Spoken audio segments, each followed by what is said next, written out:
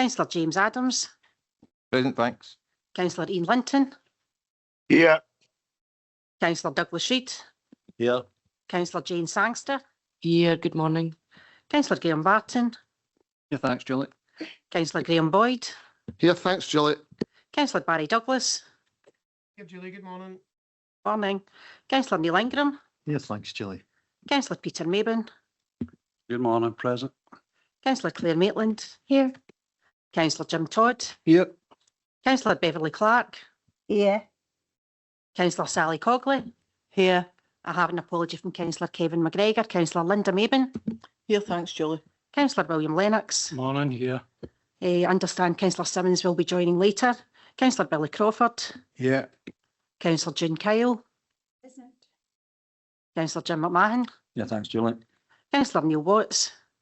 Morning, Julie. I'm here. Morning. I have an apology from Councillor Drew Filson. Councillor Jennifer Hogg. I'm here, thanks. And Councillor James Kyle. Here, thank you. Thanks, members. Can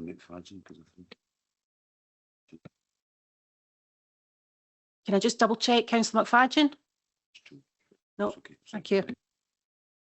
Thank you so much, Julie. Members, while we're here, you'll see, I don't mean to put you in the spot, sorry. We've got Jessica Martin, who's in work experience with Democratic Services. I hope you enjoy your time with us, Jessica. Members, before we begin as well, we realise that the chamber is a wee bit of a sweatbox this morning. So, Jamie's air conditioning working, I can't got really cold, but is that okay if we put it back on? Aye, yep, unison nods. But anybody, as always, through, if you're needing a wee break or a wee, just signal to me, but I'll make sure we schedule in loads of breaks as we go through. Okay. Before we move on to business proper, I've just got some provish remarks. So it was Mauchline Holy Fair on Saturday the 30th of May. It's always one of the most special events in our calendar, and this year was no exception. I had a fantastic time attending and officially opening the fair, and it was wonderful to see the streets and cobblestones of Mauchline, once walked by Robert Burns himself, come alive with music, laughter and the community spirit of Mauchline. And there really was something for everybody. There was 5 stages of live music and dance, children activities, fun fair rides, art and poetry, a ward game stall, and over 100 stalls showcasing the very best of local businesses. It's a brilliant day that celebrates both our rich heritage and the incredible talent and creativity we have in East Ayrshire. And they 2 puppets up there, they were there last year. We were practising our high five again this year, and even though their horns are like 20 times the size of mine, it was hard to high five them, but then you get all the Wednesday in it, and it was great. But well done again to the committee for organising. I met a lovely lady who was here for Aberdeen as well, so it really does bring everybody into the area. So well done to Mauchline community and everybody involved in pulling that together. And I know it's a lot of work, but look forward to next year already. Moving on, it was the Scottish Communities Cup final at Broadwood Stadium. I don't need to remain impartial because like there wasn't another East Ayrshire man, but I was delighted to be invited along to the Scottish Junior. It's now the Communities Cup between Auchinleck Talbot and Largs Thistle, held at Broadwood Stadium in Cumbernauld. It's no secret I'm a huge Talbot fan, so I was absolutely chuffed that the bot have once again lifted the Junior Community Cup. Fantastic achievement yet again, a real source of pride for Auchinleck and the wider community, one in true Talbot style as well with their goals at the end, so well done to the Talbot. It was round the town on Sunday the 7th of June, and well done to absolutely everybody that took part, including Nuts, who ran with that costume on round the town. Wow. And a huge congratulation has to go to Sean Frame. Sean's a T54 para-athlete. He holds the wheelchair course record, and he completed round the town in 24 minutes. It was absolutely incredible. In the men's race, Kevin Campbell for Cambuslang Harriers took the win at a phenomenal 29 minutes and 5 seconds. And in the women's race, Yvonne McNairn for Giffnock crossed the line in just over 36 minutes. I mean, how? Wow.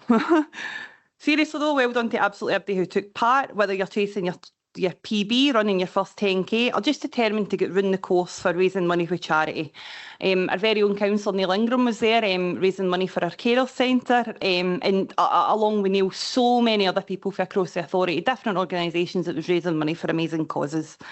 It was very special. And a big thanks to the crowds, organisations and everybody who lined the streets to cheer everybody going around the streets and feeding yous and watering yous, and it was absolutely brilliant. So well done to organisers and volunteers around the town and everybody who makes events like this possible.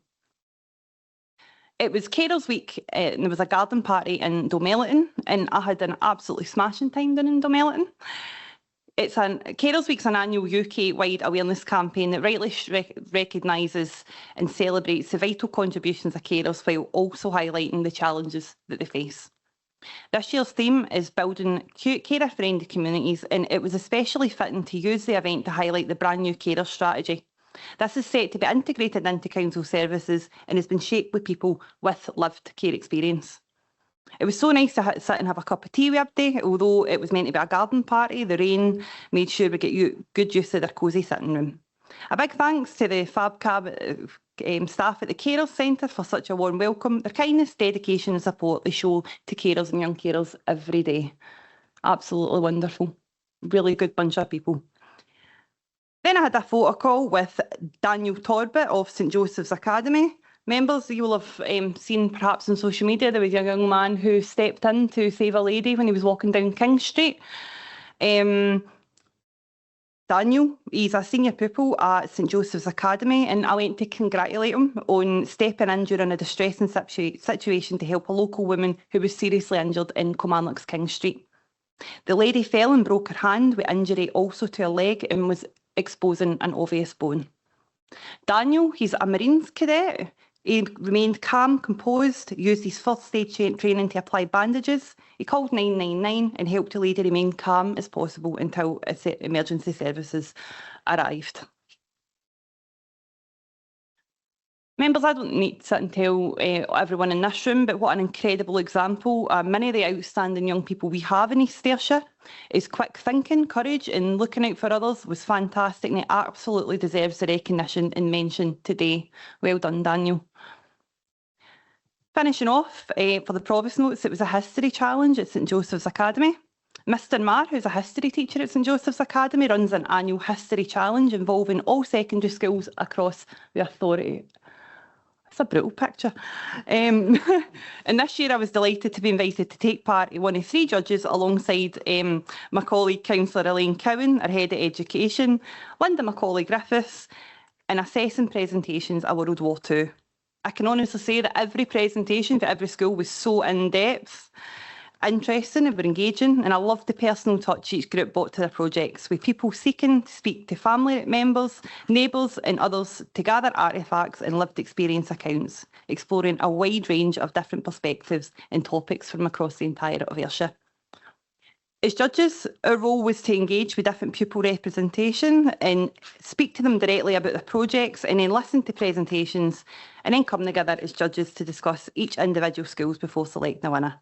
It wasn't easy, but well done to Grange Academy for taking home the award this year. Well, members, thank you. That concludes my Provost remarks, and we'll move on to business proper.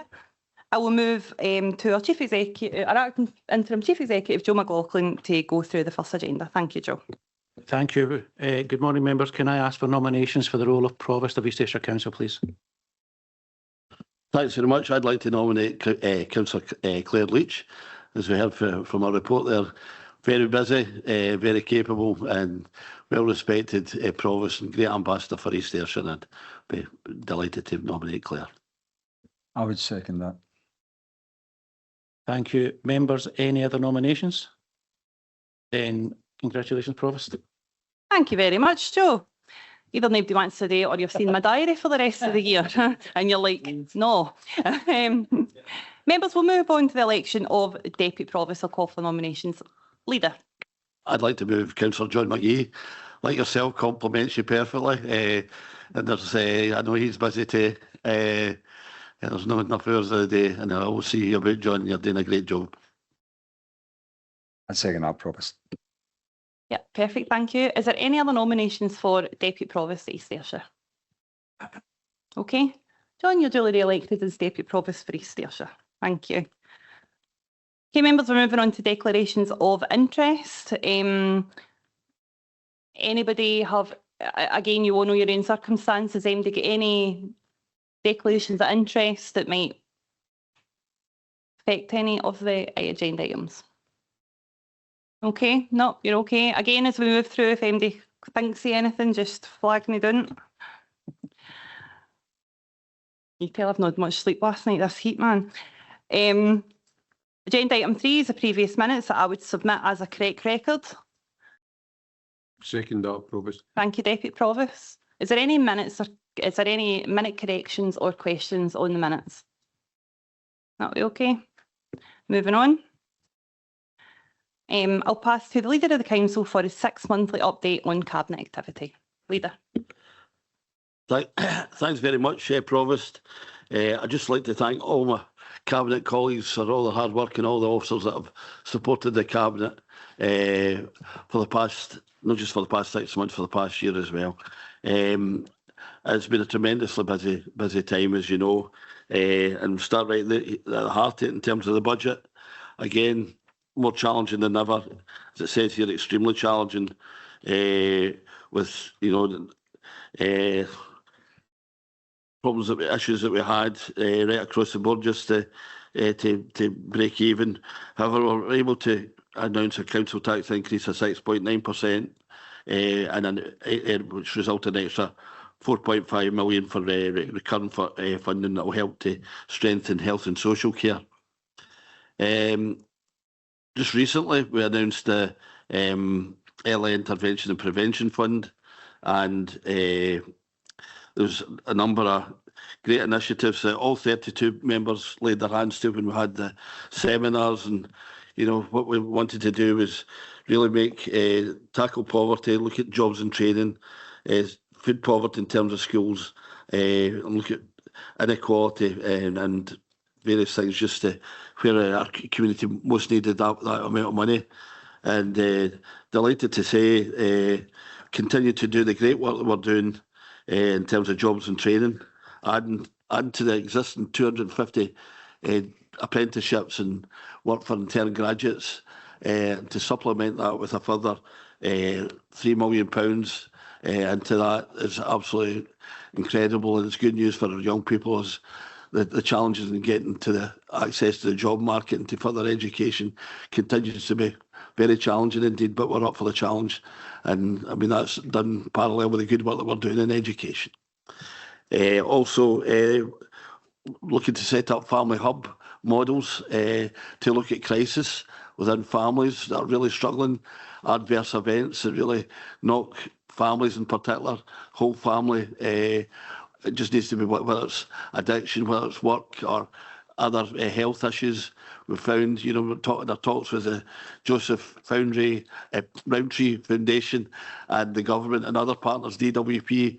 We found this to be a really good, effective way to address some of the challenges that affect their modern society and their families in these challenging times.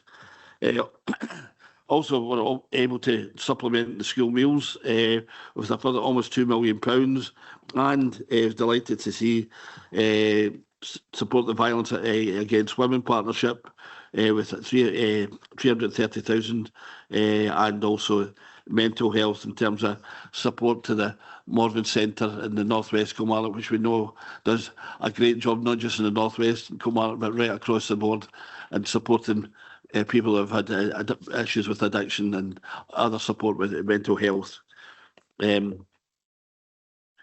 Also, in terms of as I mentioned earlier, we're making good progress now on the health and social care partnership.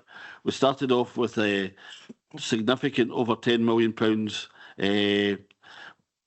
gap in the funding, and we've been working weekly meetings with officers, regular meetings with IJB, and, you know, with the Cabinet, and just reshaping our services and to get back into a more favourable balance.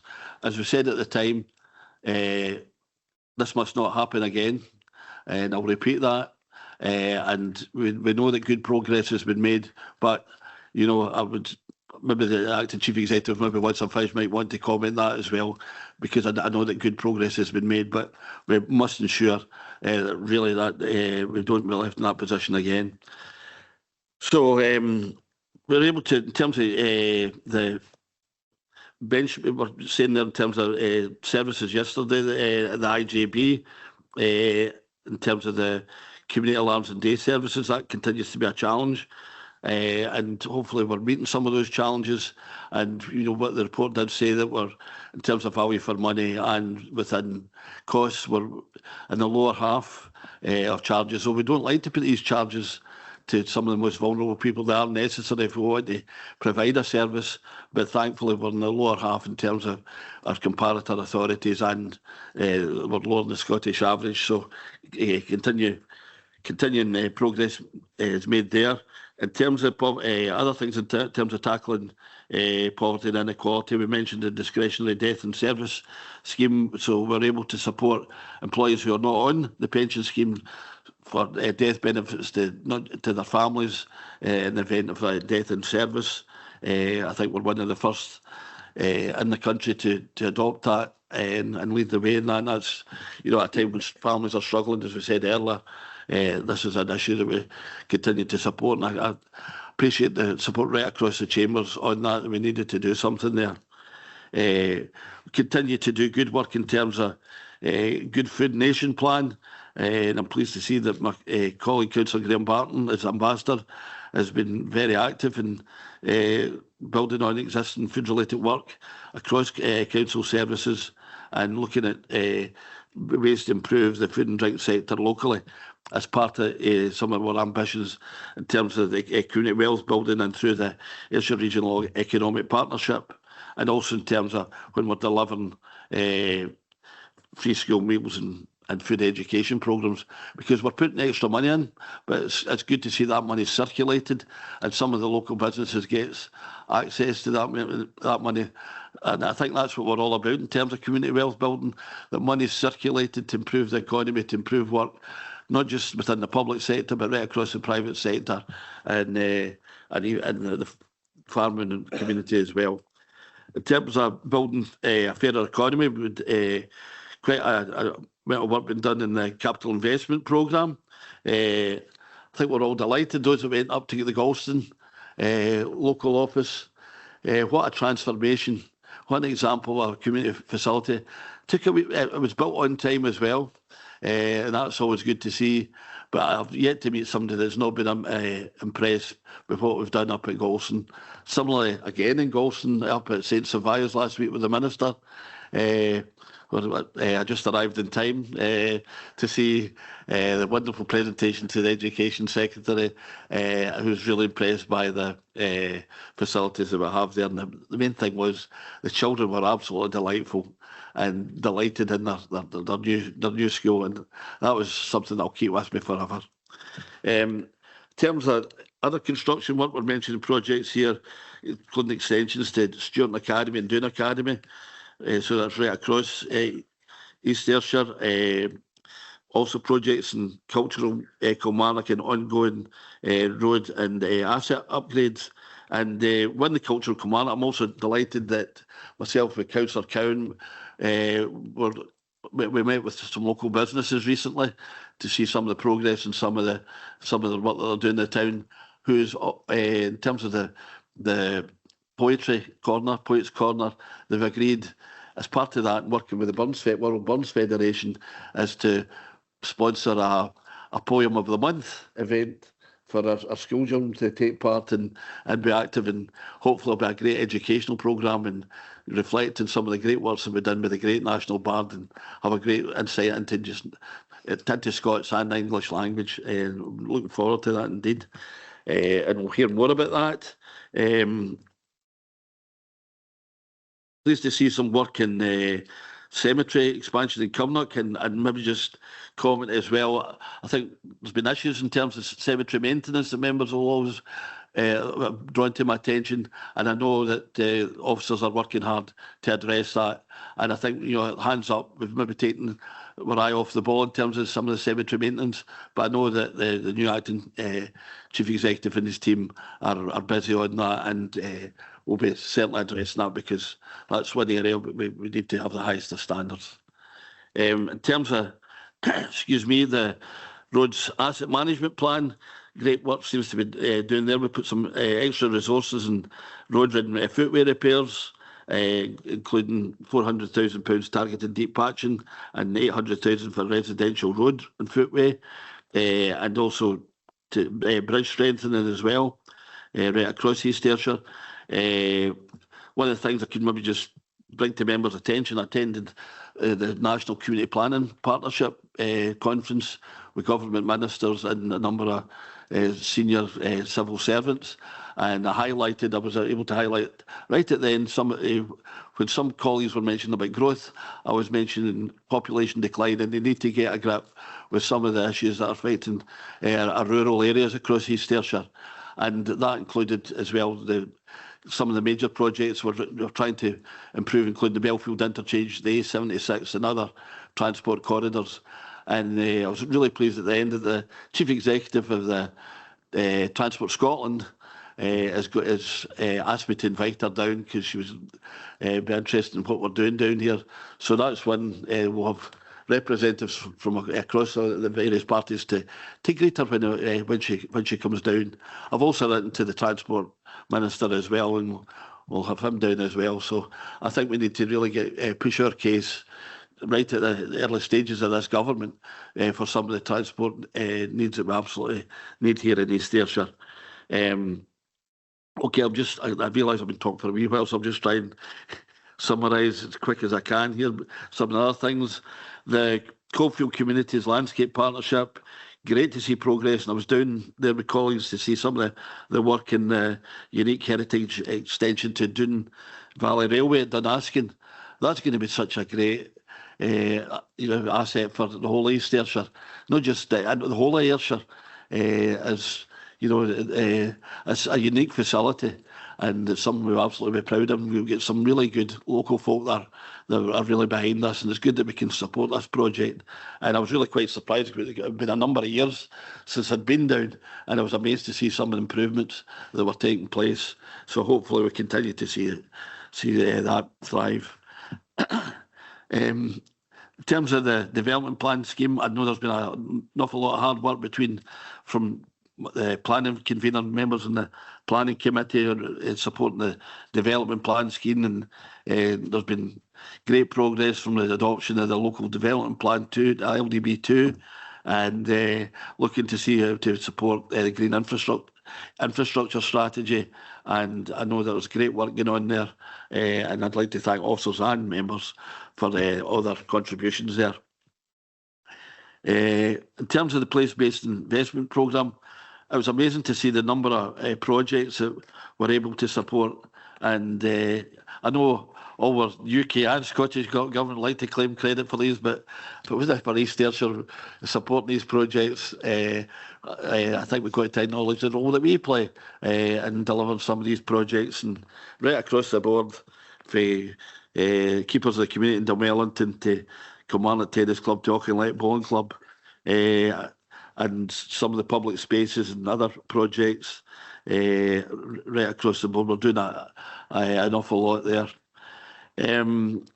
Support children and young people. You mentioned yourself, Provost, in terms of the hard work of the young people's cabinet. And it was great to have had that meeting, illuminating once again to hear some of the things that young people had to say about IT has stuck with me. And great to meet Emma Simpson, the chair. What great young people we've got, and all the hard work that we've done in the United Nations Convention of the Rights of the Child. And I appreciate all the effort of all the members that attended the recent seminars on that subject that are absolutely taking the matter absolutely seriously, and it's part of the business that we do in terms of young people. We've also had the additional supports ASN provision. We've had reviews of that. I dare say we'll continue to have reviews on that as we strive to get the best service we can for our young people in that sector. Good to see some of the progress and the agreement that the 3 new additional supported learning centres in Nether Robertland, Stewart and Nether Third and New Mills. So I think all the ends they're getting, but that's entirely coincidental. But great to see the progress there as well, and it was great to go around some of them to see some of the work that they're doing there. Also, in delivering a clean, green East Ayrshire, as mentioned earlier, the green infrastructure strategy. We've also got the UK Town of Culture bid, and I think we're looking to come out within East Ayrshire is looking to deliver a bid to coincide with the construction of the new Palace Theatre complex. I keep calling it Grand Hall. Well, Grand Hall to me, I'm maybe that generation that that's what I call it. But nevertheless, it'll be a great facility for our communities in the near future, and it's great to see some of the progress that's going on there. I think that's me almost at conclusion. Just as I say at the other end, it's an ever challenging financial climate. And I dare say this year will be as challenging as ever. But I think that's why we need to get a grips with it early. And I think that's why we all need to get around the table to look at the challenges that we've got. And I know I remember when budgets were started just after Christmas and were concluded about March. That's gone. We'll be working the budgets through the recess and throughout, and we've got hard decisions to make as we go forward. But there's opportunities too, as we saw in the Early Intervention Prevention Fund. So we've got to be ready for early opportunities that arise, and we've got to. I'll chap any door, whether it's the UK government, Scottish government, to get resources down here for East Ayrshire, because we need to work hard, because I know all 32 of us are really ambitious for our communities. Provost, sorry if I took too long, but there's a lot to say in the report, but thanks very much. Leader, thank you, and no apologies necessary. There's a mammoth amount of stuff in that, and can only imagine your diary as well, so big well done for all the good stuff happening against the climate. Members, there's a couple of people already indicated to speak. Just signal to me if you want to come in. First I have online Councillor Douglas. Thank you, Provost, and can I first of all congratulate you and the Deputy Provost too. Thanks to the leader for his report. I think I'll start off by saying there is more unites us in this chamber than ever divide us, and particularly around some of the issues that I've discussed today, highlighted by the leader. I think it's important. The IGIB issues have been well trailed, and all of my colleagues, parties on the IGIB, laser sharp focus on the issues there, and as the leader says, it must never happen. Certainly I've used often in this chamber, and again today. Welcome the leader's report in terms of the Early Intervention and Prevention Fund. What we should be proud as East Ayrshire councillors, all 32 of us, we're not just using that money to plug gaps, we're using that money to try and be innovative and real change for me. I'm particularly proud of school meals, something like years ago. Pleased that the administration could support us in that. I'm also really pleased to see the continuing early years footwear and clothing grants. Again, I could put forward, but to be fair to the administration, increased the amount in the budget before last. These are transformational items and make a real difference to all our community.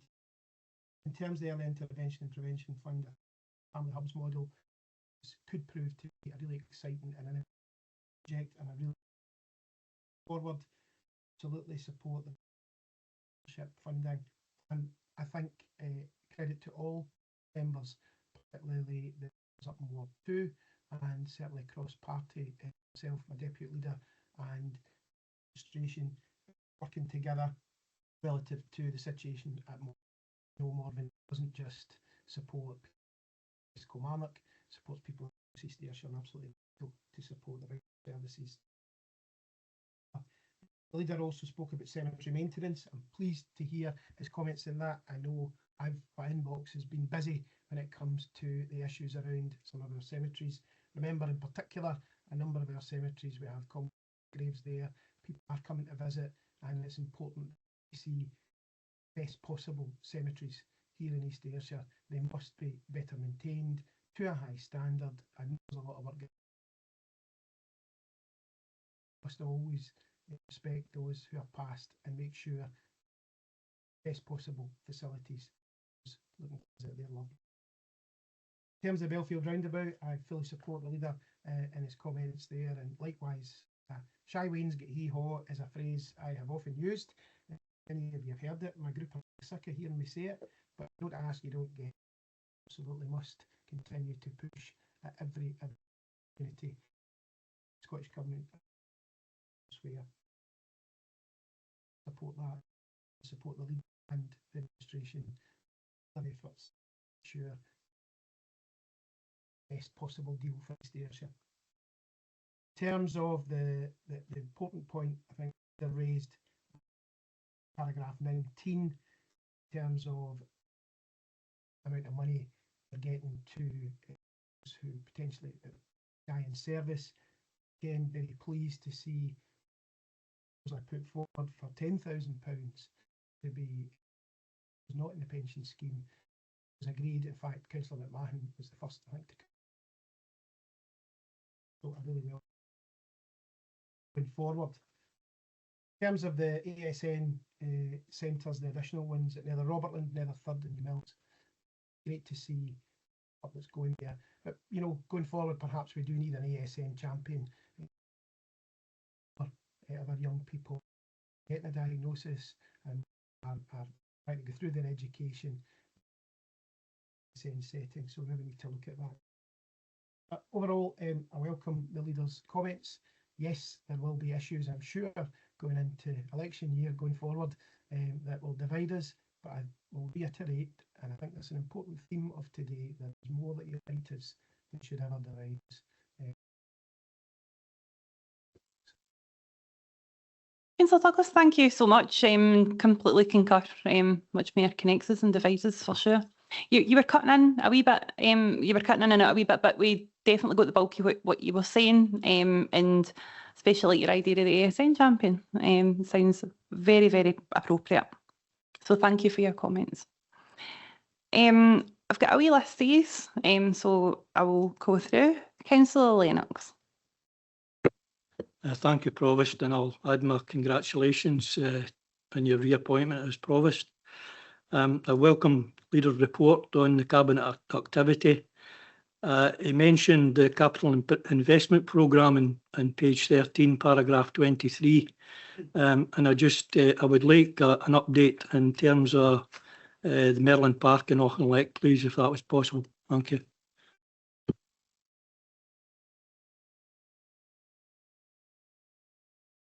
Yep, for sure. David?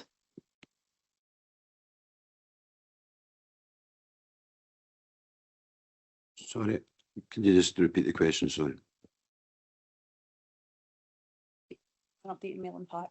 Updating Merlin Park. Yeah, sorry. It was apologies, I was away somewhere else. In terms of Merlin Park, we met this week, and the position is that colleagues had another look at what we can do in consultation with there's still a group there of locals who have an ambition in terms of a CAT transfer. So the net output is having engaged further consultants. They've maximised the spend of the allocated 1.8 million budget. We are moving to delivery mode, and the conversation I had with both Leisure Trust and Facilities colleagues this week was that it is imperative that the revised timeline of August 27 is delivered.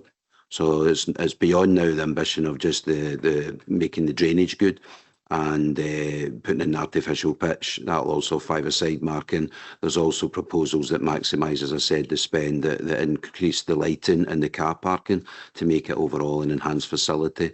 But the time to stop planning and start delivering has come, and colleagues are clearing that. And the mission now is to deliver this enhanced facility by August 27, recognising that the temporary arrangements at Auchinleck are dependent on the opening and the completion of the works at Merlin Park.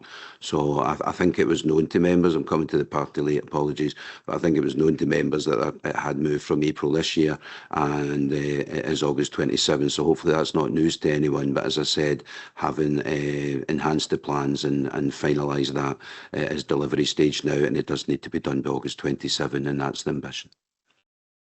Apologies. Thank you, David. That's really, really reassuring. And I know myself and other local elected members were a bit gutted to hear it was delayed, but that enhancement is going to be absolutely incredible for Auchinleck. So really look forward to seeing that. Thank you, and thank you. Councillor Sangster. Oh, yeah, thank you, Provost, and thank you, Leader, for your report. Just in regards to, you know, kind of supporting children and young people, I think it would be quite remiss of us not to mention our education colleagues in terms of the positive destinations and the great result that we got, 96.4%, fourth in Scotland. I think that's a fantastic achievement, and it should be mentioned. So thank you to education colleagues for that. Just with regards to the ASN provision and review, I'm just wondering, it's a really positive move, the 3 additional supported learning centres, and I thank the council for doing that. I'm just wondering where we are in terms of that, you know, in terms of kind of staff recruitment and numbers. Have we got enough teachers, classroom assistants to cover these new centres? Because I know how difficult it can be to recruit staff. Thank you. Yep, perfect. Linda? Thanks very much, Councillor Sangster. Yes, staffing exercise is completed.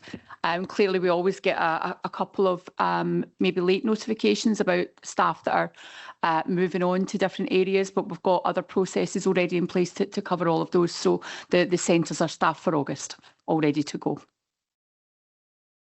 Yep, reassuring. Thank you. Thank you. Online, we've got Councillor Watts. Thank you, Provost, and can I also, on behalf of the Conservative Group, congratulate you on your reappointment as Provost, and obviously John McGee on his reappointment as Deputy Provost. You've both done a sterling job in the last year, and I'm sure you will continue both to do so. I know the Conservative Group and myself will welcome this Cabinet report. Certainly the Leader's comments on cemeteries, the Early Intervention Prevention Fund, and obviously because that really does help to tackle poverty across East Ayrshire as a whole. I also, and the Conservative Group, will support the transport aims for the Belfield interchange, where obviously the A71, the A76 and the A77 meet. This is a vital infrastructure that needs to be improved. But I think we also need to look at the transport as well in a more integrated way. Myself looking obviously at buses, trains, and obviously upgrades to further infrastructure in the south of the authority. And obviously, I'm really pleased on what we've managed to do with school meals. My group and myself, as you know, would like to see an expansion to that in due course. And just generally, I welcome the report and hope that the next year is as successful as the last. Thank you, Provost.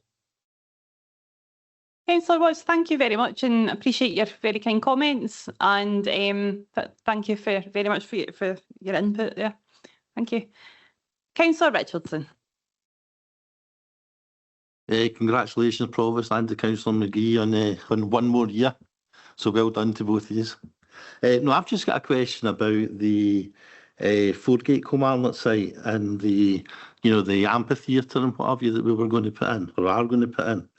I'd just like a wee update as to what's happening with that, because my understanding is that the council's bought most of the materials with the Transport Scotland money, the 3 million.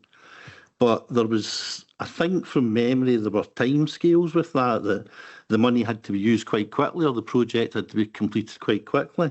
And I'm just a wee bit concerned that if we are looking at delays now, will we ever reach a point where the Transport Scotland funding would have to be repaid while we've already laid out for all of the materials? So just really I'm looking for an update as to what's happening with the green space at the Foregate. When will we see diggers actually laying foundations, and when will we see the amphitheatre going in? Yeah, there's a few parts to that. It was funded with Transport Scotland.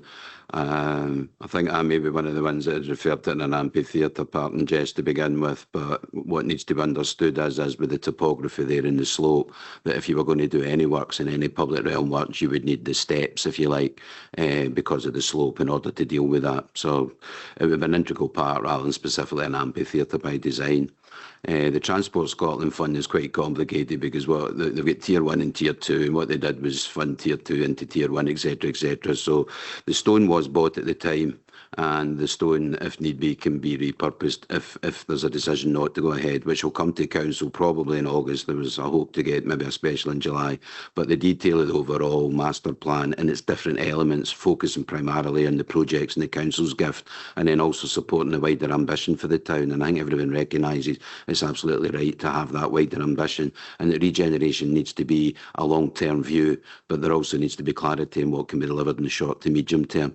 So we're going through the process of finalising the master plan, taking political soundings from the various groups and groups of independents, etc., to inform the final presentation to council in August. Part of that will focus on the Foregate.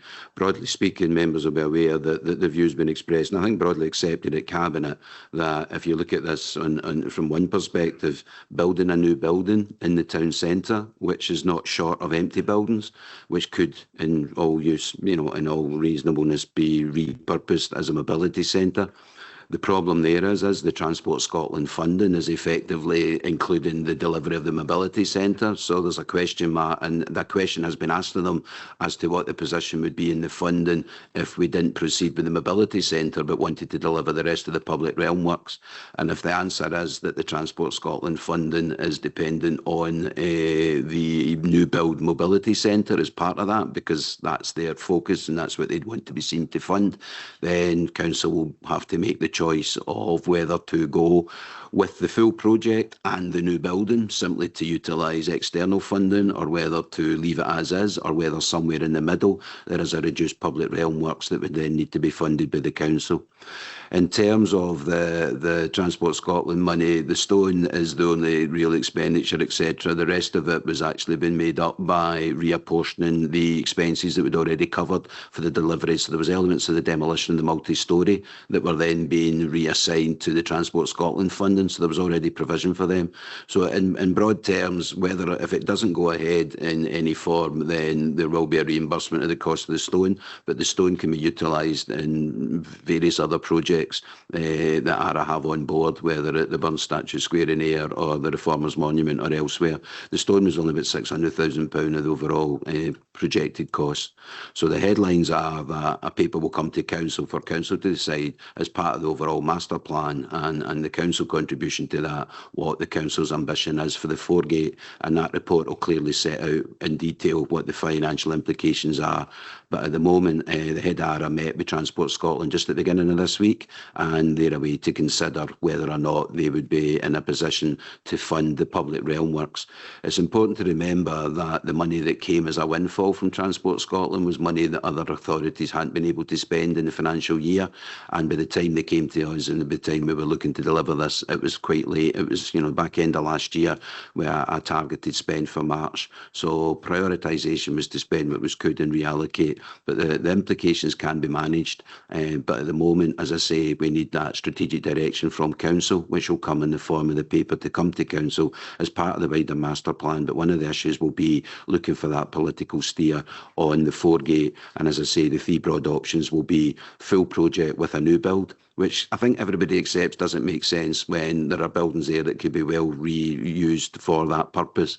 But then Transport Scotland's logic is, if we're not getting the mobility centre, etc., why would they fund it? But they've been asked that, and we're still waiting for the answer. So that ball's still in the slates, if you like.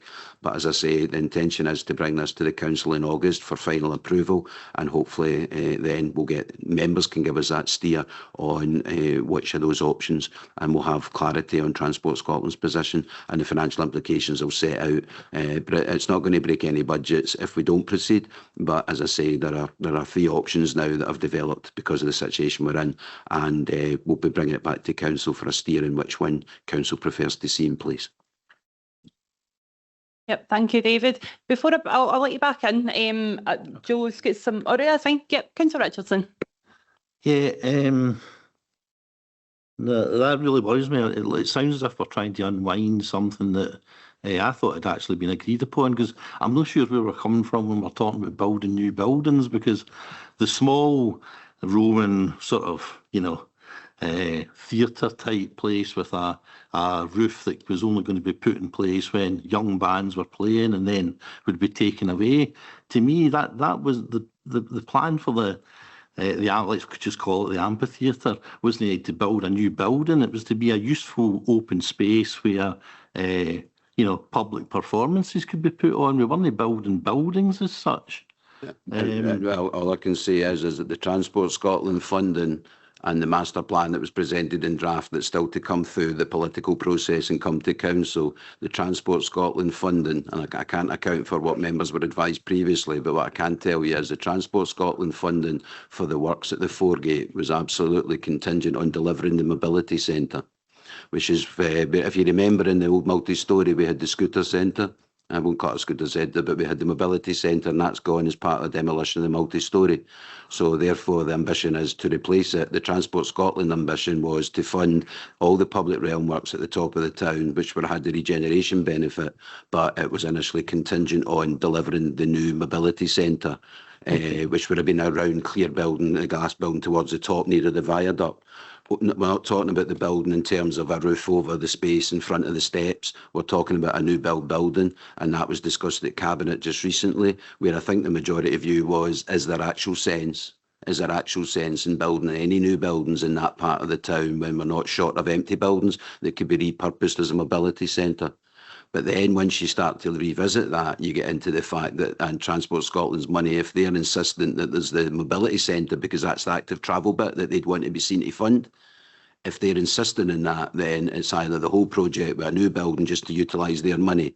And I'll go back to what I've always said in any job role in this council, it shouldn't matter whose money it is. If we're spending public money, it should be best value and for good sense and for good reason. Yeah. So it won't be officers deciding, it will be the council that's asked to decide whether they want the whole project with Transport Scotland's 4 million, including a new build mobility centre as part of those public realm works, not the roof over the area, or whether it's something less, which would be public realm works that would probably then need to be funded by the council, or whether it's stick with what we've got and give Transport Scotland whatever's left back and reimburse them for the stone and utilise that somewhere else. But the paper to council will set that out in more detail. But the Transport Scotland funding was contingent on, and the question I've been asked is, would they fund the rest of this if we were to repurpose a building as the mobility centre rather than a new build, which seems perfectly reasonable and logical from any other perspective than the fact that their focus is transport. Thanks for that, Dave. The other thing is, the figure of £600,000 was referred to as only 600k. Now, if we've bought the best of whatever it is, granite or what have you, one of the things that's came down to me through other sources within the council, this may be a rumour, David, you can tell me if this is wrong or not, but seemingly it's been mentioned that the riverbank at the Belfield Water is eroding away where the Ayrshire Athletic Centre was built, and it's been said, seemingly in meetings, we could repurpose 600k of the best granite to shore up a riverbank. Now, come on, is that a rumour? Because I really hope that is a rumour, and there's no any truth in that, because if we're into this and we've already purchased £600,000 of stone, are we really not going to go through with this project now? Right, Councillor Richardson, thank you. Joe. Thank you, Provost, and through you. Can I just quell the rumours? I've not heard that rumour. It's totally untrue. As David has pointed out, this is a project in the Foregate that we are progressing as part of the vision for Kilmarnock Town Centre, and that's important. In progressing that vision, we have a range of projects in what was known as the master plan. We've had several meetings in the last 2 weeks. I think we've had 3 or 4 meetings. Another meeting again this week and a meeting again next week, as David said, to bring forward proposals for Kilmarnock Town Centre vision to you as council. I ask respectfully that you play down rumours. There's a lot of noise in the system with this. I need the noise kindly taken out of the system because we are working at pace at your request to bring forward proposals for Kilmarnock Town Centre vision. From that will flow a master plan that you will approve and you will then enact. But if I could just respectfully ask that you don't listen to the rumours, because there are a great many projects in that vision, some of which will be our projects, some will be funded partly by us and someone else, some projects that won't be funded by us and we will look for others to fund, and others will be aspirational. But that's what's coming to you, and we're working at pace to deliver that per the clear instruction of Council. So respectfully, if I can ask that you maybe kindly, to me, take the noise out of the system. My door's always open if you have queries like that, but maybe not for today, if that's okay. Thank you, Provost. Thank you, Joe. Councillor Boyd. Thanks, Provost, and congratulations on being re-elected as Provost, and also to Councillor McGee as Deputy Provost. I fully understand what David is saying here, so I don't really need to ask any questions about mobility centres or other buildings.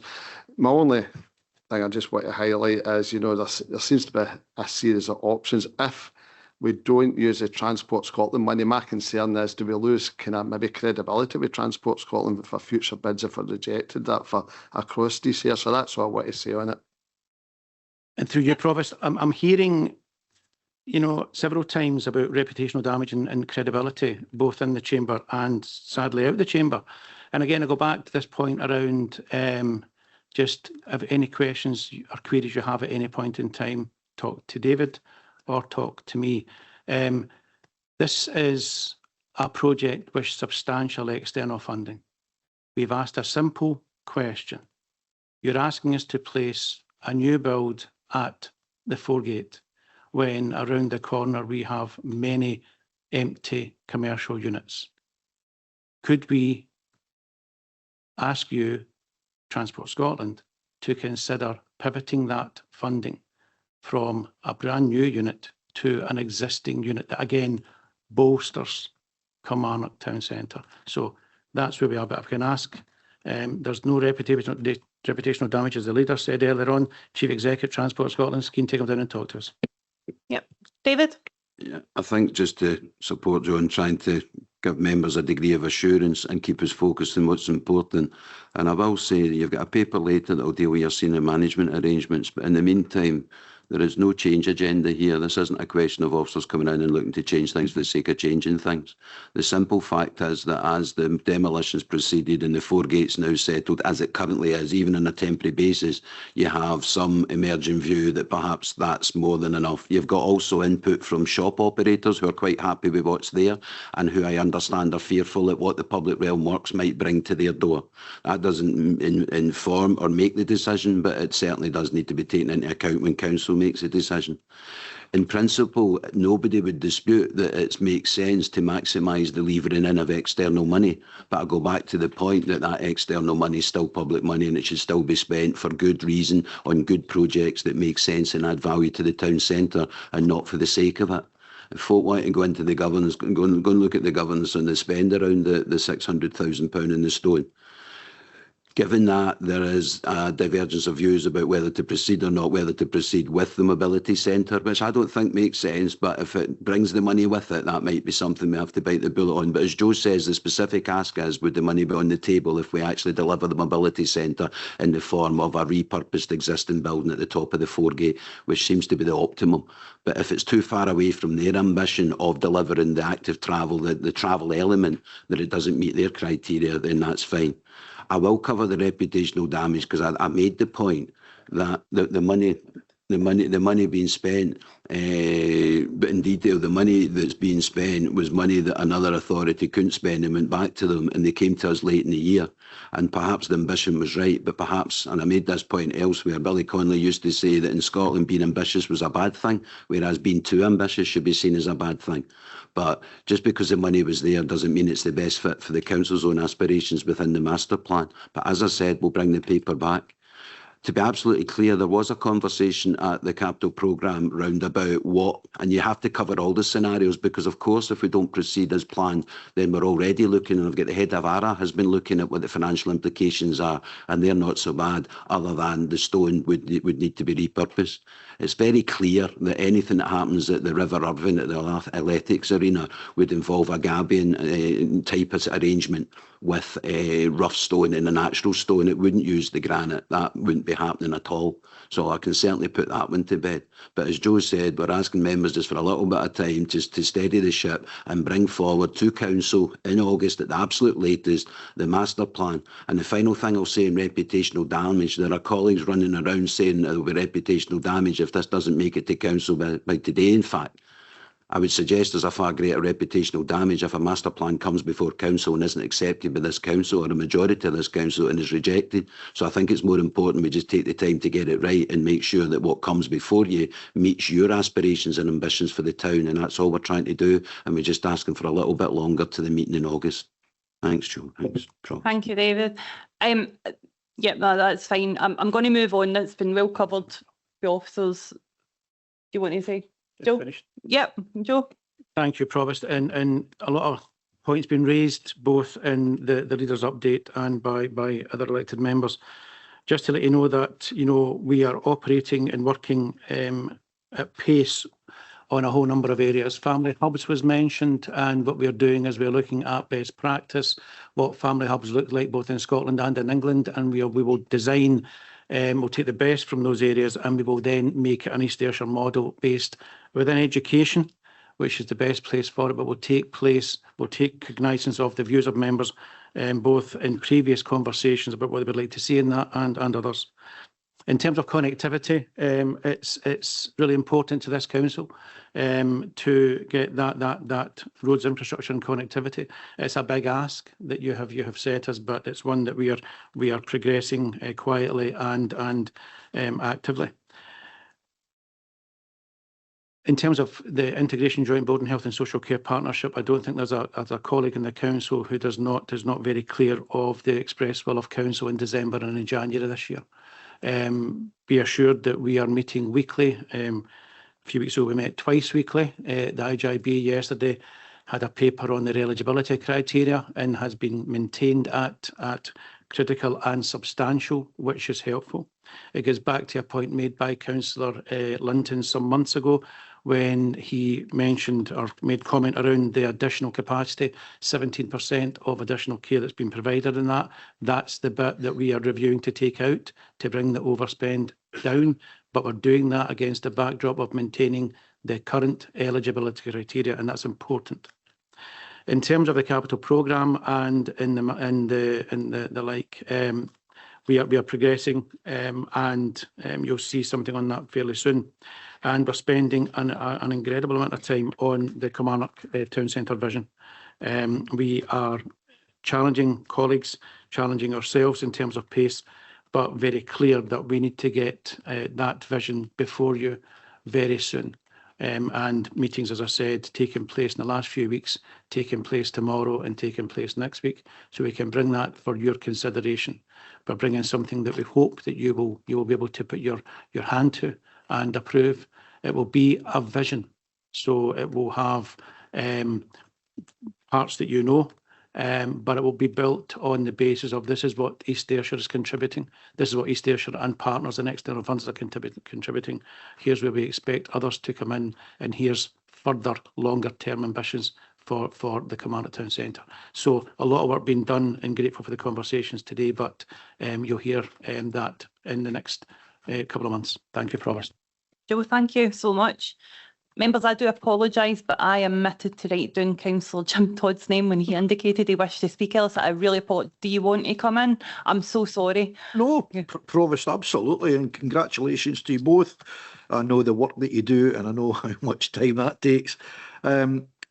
Just a couple of quick ones about our graveyards. I had the pleasure of welcoming a Dutch couple last week whose grandfather saved the lives of a bomber command crew that crashed in Eindhoven, and the grandfather took a Kilmarnock man, John Downey, flight sergeant, and they protected him and got him to safety 3 weeks later, and the Nazis executed him for doing that.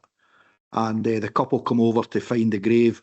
We think Mr. Downey, he died in 1990. We think he'd been cremated. So I went along with the couple to the older part of Grashard's cemetery, and we picked a Scots Guardsman's grave, and they laid candles and flowers, and he recited a wee poem that his father used to say to him. So it was a lovely thing.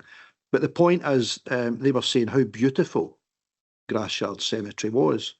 Now, it was looking great, the sun was shining, the grass had been cut, but I think it might be an idea maybe to involve the voluntary sector to adopt some of our graveyards, especially the older ones, and maybe have friends of that cemetery. So it might be something for the voluntary sector to work on. Secondly, cabinet activity, we would really appreciate the part about finding the money for a feasibility study for Shortleys United. That is going to affect over 1,000 boys and girls in that area, looking at football parks and all the facilities that are needed in that area. So we are delighted with that. Thanks, Provost. Thank you. Leader? Thanks. Just for clarification, that was the cabinet after it's not included the 6 months. No, just in case members didn't know, is that in the it's right? So just to know progress as well, and it was intentional to the money that was left over for the unspent playground money to go to a feasibility study for a football facility for Shortleys United. Smashing. Thank you. Leader? Without wanting, the other question that's been kind of conflated elsewhere in terms of the bank, also at that cabinet, about the issue with the banking that they're up behind the sports centre. All it was money has been programmed for the Gambian, as David says, but I was just a bit concerned that the water was eroding quicker than what was getting reported, and asked for a site visit. So that was all it was, and I believe that ward members from wards 3 and 4 were invited, but certainly anybody else that wants to come along and have a look at the river bank just to see how, or when we do that visit, we're open to anybody that wants to come. Very nice. Thank you. Members, I'm going to move on then, if that's okay with everybody. Thank you, Leader, for your report and for all the inputs and absolutely the valid questions that's happened. There's a lot in that, so thank you very much, Leader. Moving on to agenda item number 5, and this is for the Cabinet Committee minutes, submit for approval. Leader. Second that, Provost. Thank you, Leader and Deputy Leader. Any questions or corrections for the minutes? Leader. Provost, it was on page 34, just if you'd ask members for my indulgence here. Just we mentioned the recent grants committee and Bonnet and Thistle getting granted a £300,000 award. Can I just maybe use this opportunity to pay tribute to the late Ian Higgins, who was the club president, who died at his beloved Town Home Park, doing the job he loved so well, suddenly and tragically. Could maybe just thank him for all his services to the community and pass the minute to his widow, Elaine. Thanks. Oh, Leader, absolutely. All the chamber are shaking their heads in agreement. Lovely, thank you. Councillor Ian Linton online. Thank you, Provost, and it was just really to endorse those comments. Obviously, as chair of the Grants Committee, had a lot of dealings with Ian and Bonnet and Thistle over the years, and I absolutely share Douglas's sentiments. Yep, thank you, Councillor Linton. Members, are we okay? Thank you. Moving on to agenda item number 6. This is appointment of the Leader of the Council, Deputy Leader, Cabinet members, chairs and vice chairs. I'm looking for nominations, please. Or yep, Leader. I propose Douglas Reid as leader. Leader, did you have a plan of? Yeah, I was going to move on. On block for the positions. I thank Jim for his nomination. That's what I would second that, Provost. Yeah, okay, we just save so much time if no one else is otherwise minded. Anybody else otherwise minded, or are we happy to appoint the mentioned positions on block? Status quo. Yep, agreed. Thank you, members. Moving on, we are going to pass to Colin Hastings, who will take us through the East Ayrshire Council annual accounts for 25-26. Members, the draft accounts are available on the Council's notice board. Colin, thank you. Thanks, Provost. This is the annual report requesting that Council approve the unaudited annual accounts for the year ended the 31st of March 2026 and remit finance officers to submit them to our external auditors, Audit Scotland, enabling them to commence their audit of the accounts.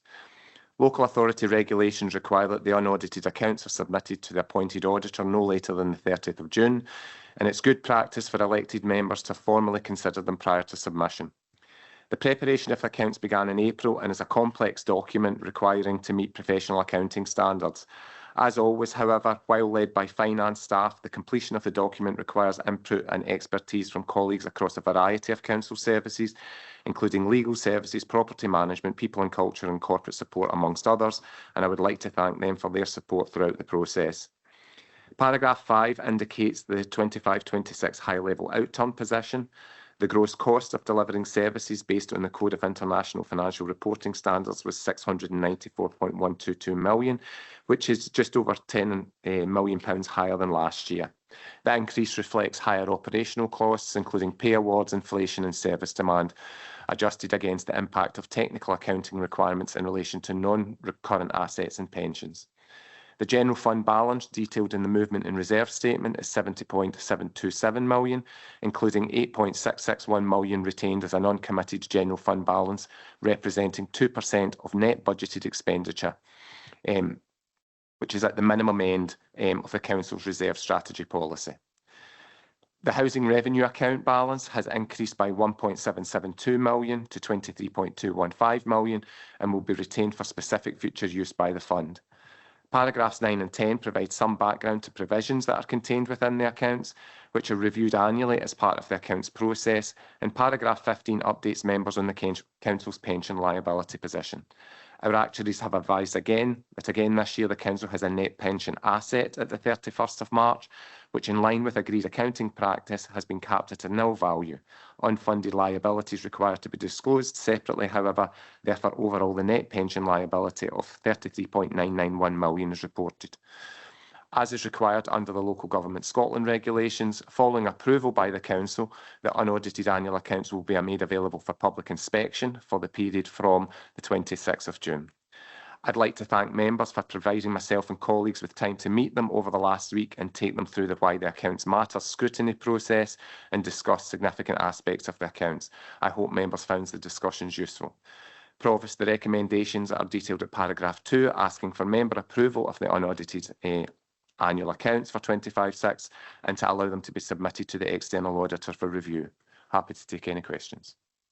Colin, thank you. And Colin, on behalf of the Council, we must thank you also for the work that you've done. And I know you've spoke to every one of us and are able, like Joe was, to put things across us in a way that's a lot more easy to understand than looking at it on paper sometimes. So we really appreciate your work in that. Thank you, Colin. Members, I've got a couple of people wishing to speak. So online, first we have Councillor Linton. Thanks again, Provost, and thank you, Colin, and thanks for taking the time to speak to all the elected members. My question is around the pension. I note the healthy pension fund position again this year. I know that this has resulted in reduced pension contributions required from the Council in recent years. Is this likely to be the case going forward? Thank you. Colin? Thanks through you, Provost. Yes, it is a healthy council position that's represented in the accounts. I would add a bit of caution that the figures that are produced here are for accounting purposes, and they're an annual assessment as at the 31st of March, which is different to the triennial valuation that's done in relation to the Strathclyde Pension Fund, which is done every 3 years and determines the overall funding liability and funding availability that is required within the fund. The next triennial review is due to be concluded in the next couple of months, so we should hear back then. It is hopeful that, again, that there may be some output from that would allow lower contributions going forward, but until the outcome of that, then we would have to sort of wait and see what the outcome of that is. So we should know more in the next couple of months, Councillor Ludden. That okay? Yep, thank you, Colin. Councillor Douglas online. Thank you, Provost. Hopefully you can hear me a bit better now. Just a couple of questions again. Thanks for the report, Colin, and thank you for coming to see all of the members prior to this meeting.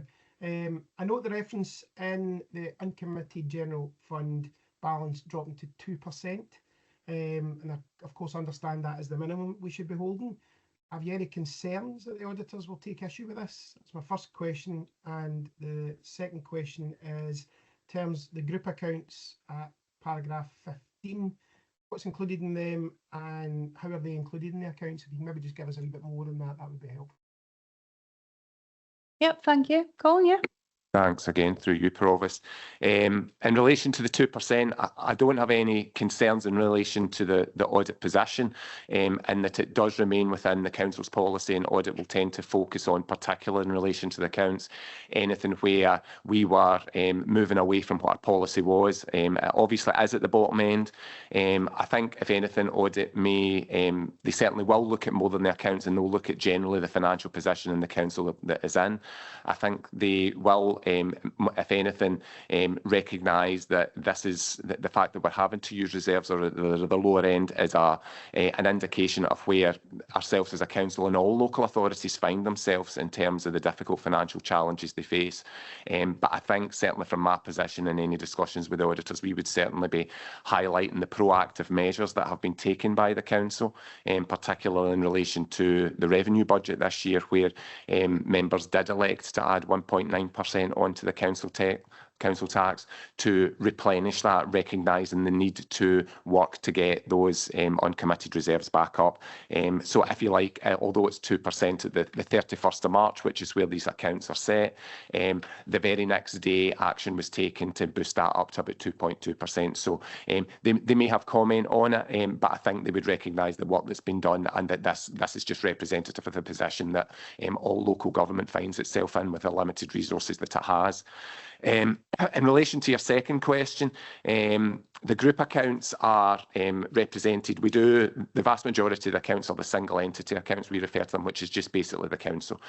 However, there are certain accounting standards that require us, predominantly related to the private sector, but they require you to recognise where you have any business combinations, or in reality any other organisations which you have a say in, or a control or some influence over, despite it not being your own organisation. So we have a number of organisations that fall into that category, including the East Ayrshire Leisure Trust, or Ayrshire 360, the Integrated Joint Board, Strathclyde Passenger Transport, as well as and the Ayrshire Valuation Joint Board is another one. So they tend to be organisations where council members will be represented on that.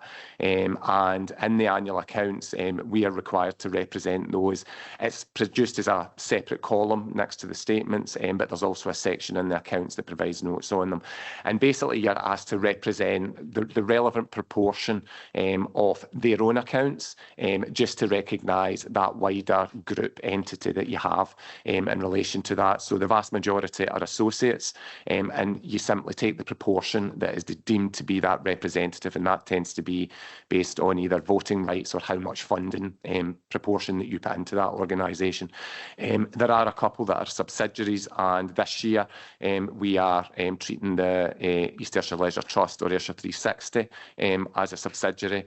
That's something that external audit have been asking us to look at for some time now, and given some of the changes, some of the progression, and that's more just reflective of the level of financial support and the level of, I suppose, operational support back that the Leisure Trust provide to us. And what happens there is we simply show 100% of the Leisure Trust in the group account. So it's more to give a wider picture of the wider activities that we're involved in, but the figures are shown separately in the accounts. It's not in any way a reflection of the fact that there is a full financial control over that in there. It's just that there is some element of influence by the council. Thank you. Yep, thank you, and thank you. Councillor Linda Maron. Thank you, Provost. Colin, I don't think it's any secret to anybody in the chamber how angry and disappointed any one of us that are involved with the IGIB were. So I'm just really want to sort of ask one question. If we look at sections 15 and 37 on the draft annual accounts regarding the recovery plan that's in place and is obviously continuing, I will be keen when the time comes to hear what audit's thoughts in relation to the council having to provide just quite as much financial resources as we did to the Health and Social Care Partnership to bring the budget back to a financial balance for this year. So I suppose that the question would be, from an audit perspective, like, was it the right thing to do? I think it absolutely was, even though it meant we were putting the council tax up more than what we'd hoped and leaving more council departments with almost no or really low uncommitted balances. But I think it's important that we try and get that message to a lot of people that maybe don't quite understand that that's the reason we had to do it. So I will be keen to hear what audit think. Yep, Colin. Through you, Provost. Again, audit may very well have comment on the general position in relation to the Health and Social Care Partnership. Whether they make any specific comments about decisions that council have made, unless that's in some way a sort of breach of policy or a breach of intent, they would tend to sort of leave that for the council to make that decision. But they will obviously consider the financial position of the council overall and considering some of the choices that have been made. I wouldn't like to particularly comment at this stage as to what audit may sort of kind of review in terms of that in the account. We obviously do rightly make reference to that position in the accounts in terms of some of the challenges that we have faced this year and some of the decisions that have had to be made and the impact that has had on our reserves levels in order to deal with that level of demand. They certainly made reference to it last year in terms of the audit, and that one of the recommendations that came out of that was recognising that there was challenges for the social work budget at East Ayrshire as well as nationally, and that's been something that's been recognised nationally. And in that they had sort of recognised the work at that time, so it would be September last year, where the council had requested direction from the IGIB at that point in time, and we were awaiting response back. So they recognised that then, and usually as part of that, they follow up on any recommendations that they have. So on that basis, I would anticipate that they may very well look at just some of the work that's been done and the decisions in that have been made over the last year. From my perspective, I certainly will be pushing the work that members have and the meetings that have been had and the reports that have been provided and the work that has been done in the last 6 months in terms of the recovery plans and the direction by the council in addressing that. But again, we would await to see what audit will say during the course. Yep, thank you. That right? Yep, no, thank you. Very important. Members, anyone else got any questions? Are we happy to approve? Council, thank you. Colin, thank you very much again for your work. Moving on to agenda item number 8. This is the first of 2 reports from Sina Curry. This is the Children and Young People Service Plan Annual Report for 25-26. Sina. Thank you, Provost. The purpose of this report today is just to present the Children and Young People Service Plan. It's a statutory report for 25-26 for endorsement. The report provides an overview of progress during the 25-26 and just to highlight that this is the final year of our current Children's Service Plan. As we move through the plan, this Children's Service Plan meets the terms and conditions of the Children and Young People Scotland Act 2014 and follows up on the statutory guidance on children's services planning, which were effective from April 20. The East Ayrshire Children's Service Plan sets the local strategic intent for improvement outcomes. The plan was developed through engagement with our children in 2023, and they identified, and our data showed, 5 clear areas for actions and improvement, which are round about the voice of our children being included in all business across East Ayrshire Council, working collaboratively to reduce the impact of poverty on our children and young people. Our children and young people wanted to feel safe, they're the best start in life, are allowed and supported to be the best they can be, and one of the biggest areas that children and young people highlighted was the need for improved emotional health and wellbeing interventions to support them. So the oversight of the Children's Service Plan sits with the Community Planning Partnership, and the overall governance is the activities delegated to the Executive Leadership Group for Infant, Children and Young People, and the governance is managed on that shared basis with the Child Protection Committee. The key messages really from the report this year was round about partners have demonstrated really positive progress in working together across a range of all services to improve the health, wellbeing and educational outcomes, supported by that multi-agency collaboration. Improvements in the early intervention pathways, family support models and targeted services have contributed to better engagement with children and families, particularly those of our families who have been experiencing multiple vulnerabilities, of which there are many young children and families across East Ayrshire.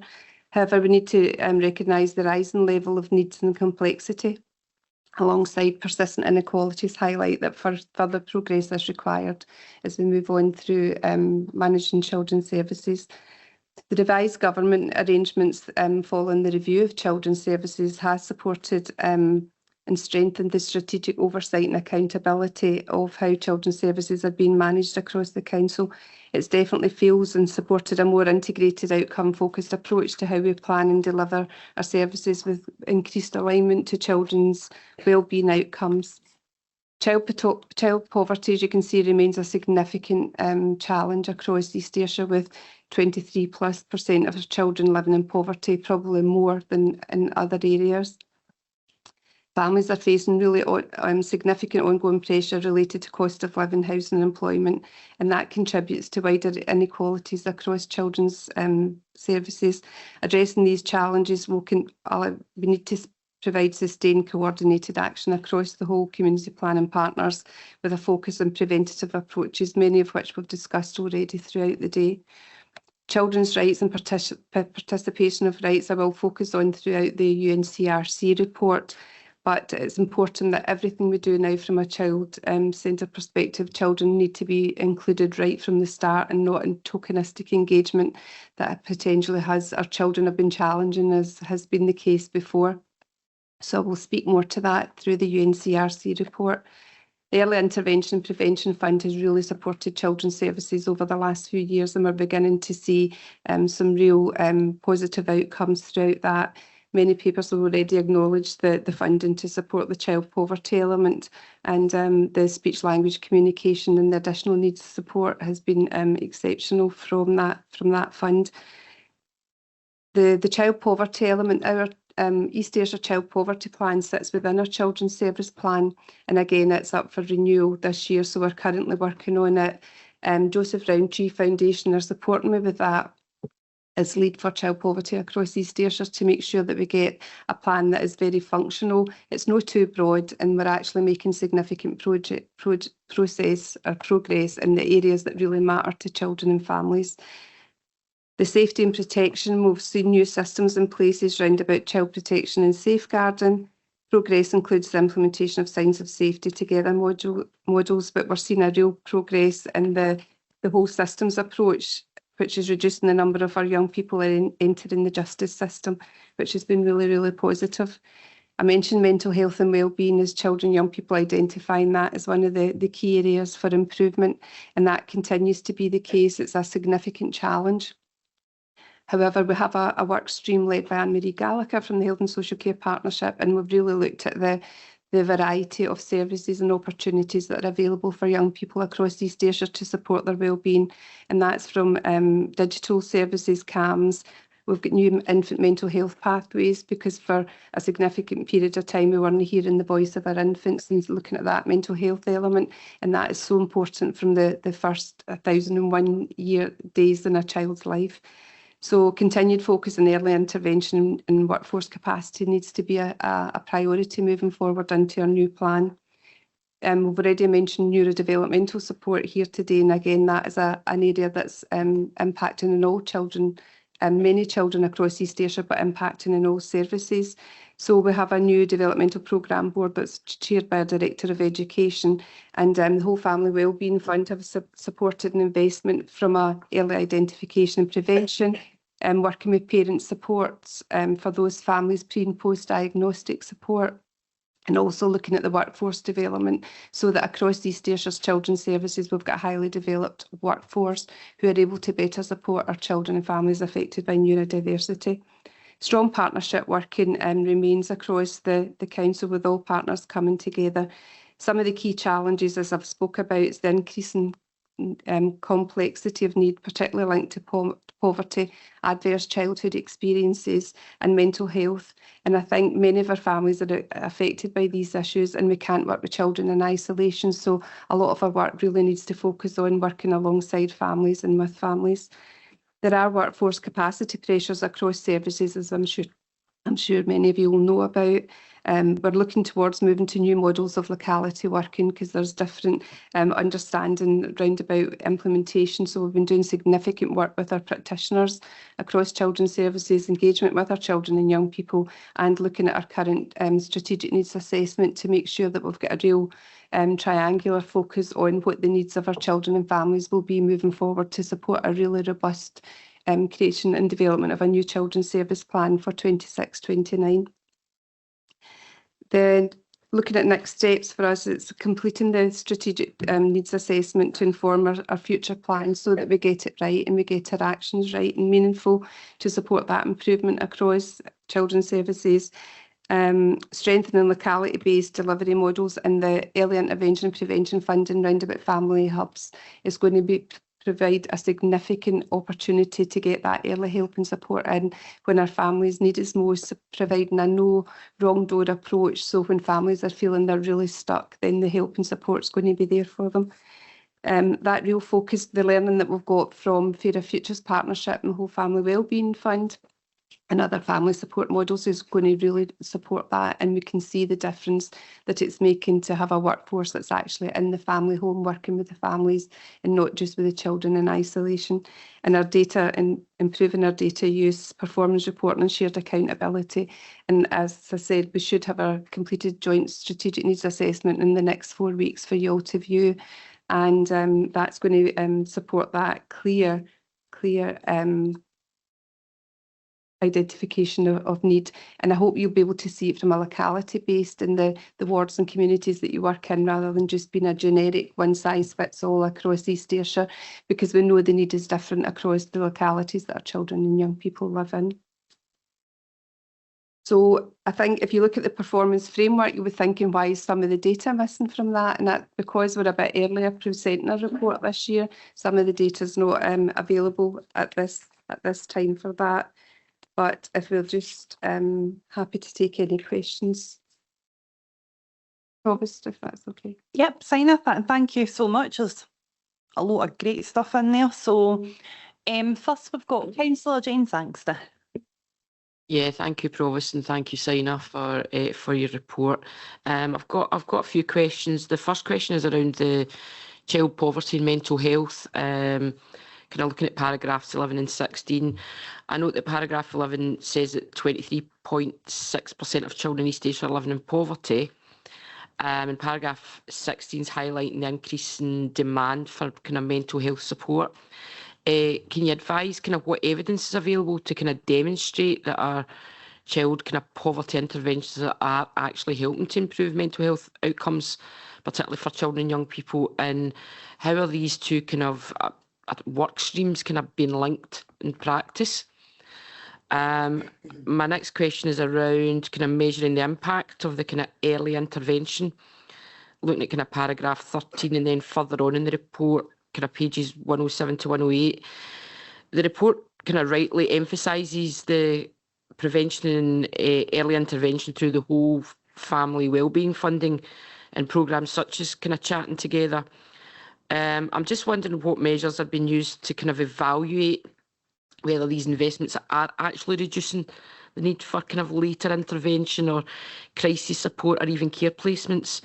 And will we as elected members, will we get some sort of outcome data demonstrating that kind of longer term impact of that approach? And my final question is around page 82 on the report, around the ASN summer supports. I note that it's been said that while evaluation identified areas of improvement, and that included earlier planning, enhanced staffing and expanded provision. So what are we going to actually do to try and get earlier planning, enhanced staffing and expanded provision to make it a kind of a more meaningful scheme for these young people and their families? Thank you. Yep, thank you. Sina? Through you, Provost, I hope I remember of all those questions, Councillor Sangster, but thank you. When we look at the mental health and poverty, one of the areas that we've been challenged on, and it's not familiar to East Ayrshire, is around about how we measure impact and how we show impact. So our Children at Risk of Harm inspection highlighted that, but when we were working with leaders across Scotland, no one's cracked how we actually show and measure that impact or the so what or the difference that we're making to children's lives. The whole family wellbeing fund element and that's supporting some of the mental health and wellbeing, we're using the same reporting system that the Fairer Futures Partnership's using, so that the elected members can get consistency in reporting. We're just moving towards our first reporting element of the whole family wellbeing fund, and I've been meeting, we'll get dates in the diary for meeting with many of those 11 services within the next week or the next fortnight. So hopefully we'll have an updated element round about that when it comes to the mental health and wellbeing, and we're looking at the engagement with children and young people. In the main, we're trying to move away from our children and young people think we should flood East Ayrshire with CAMHS workers, and it's trying to look at a different model and a different approach so children can take responsibility for their own mental health and wellbeing when they can, and so that we've got capacity for that more intensive support when needed. But we know the evidence clearly shows the link between child poverty with neglect, with mental health challenges.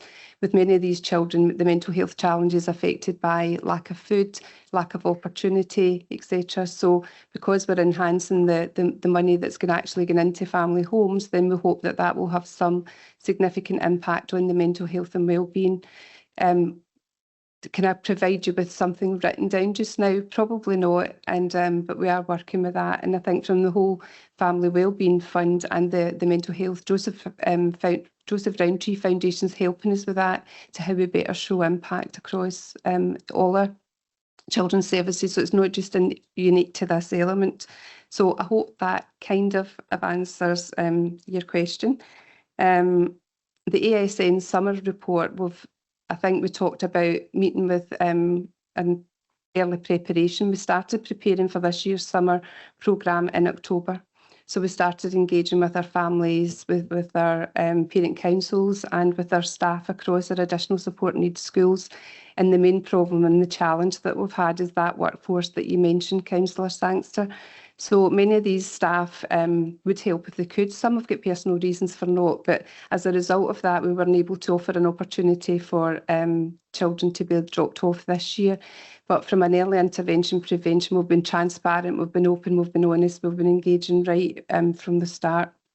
So moving forward, I don't know, I think there's conversations that have already been happening with our Director of Education, etc., to look at what that model might look like within our additional support needs moving forward. So I won't speak to that. That's something that we can discuss at another day. But we have definitely been engaging earlier with our children, young people. Children's Voice, we've worked really hard to make sure our children have had a voice through the whole preparation for each of the summer programmes as well. And just to say that our 4-week sessions start yesterday. No, the 29th. I've lost my days. The 29th, is that next week, Monday. So we've got an induction day for our staff there. Gosh, I've lost my week. And the programme starts. So you're all welcome to attend any of the days. And again, the programme for the days has been created and prepared for on the views of our children. And there was another question. And is that okay? Thank you. Signer, thank you. Councillor Sangster, thank you for your questions.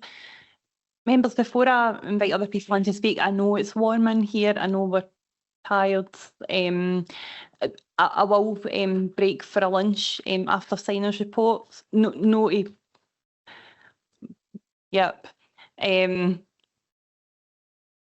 No need of rest. It's all good.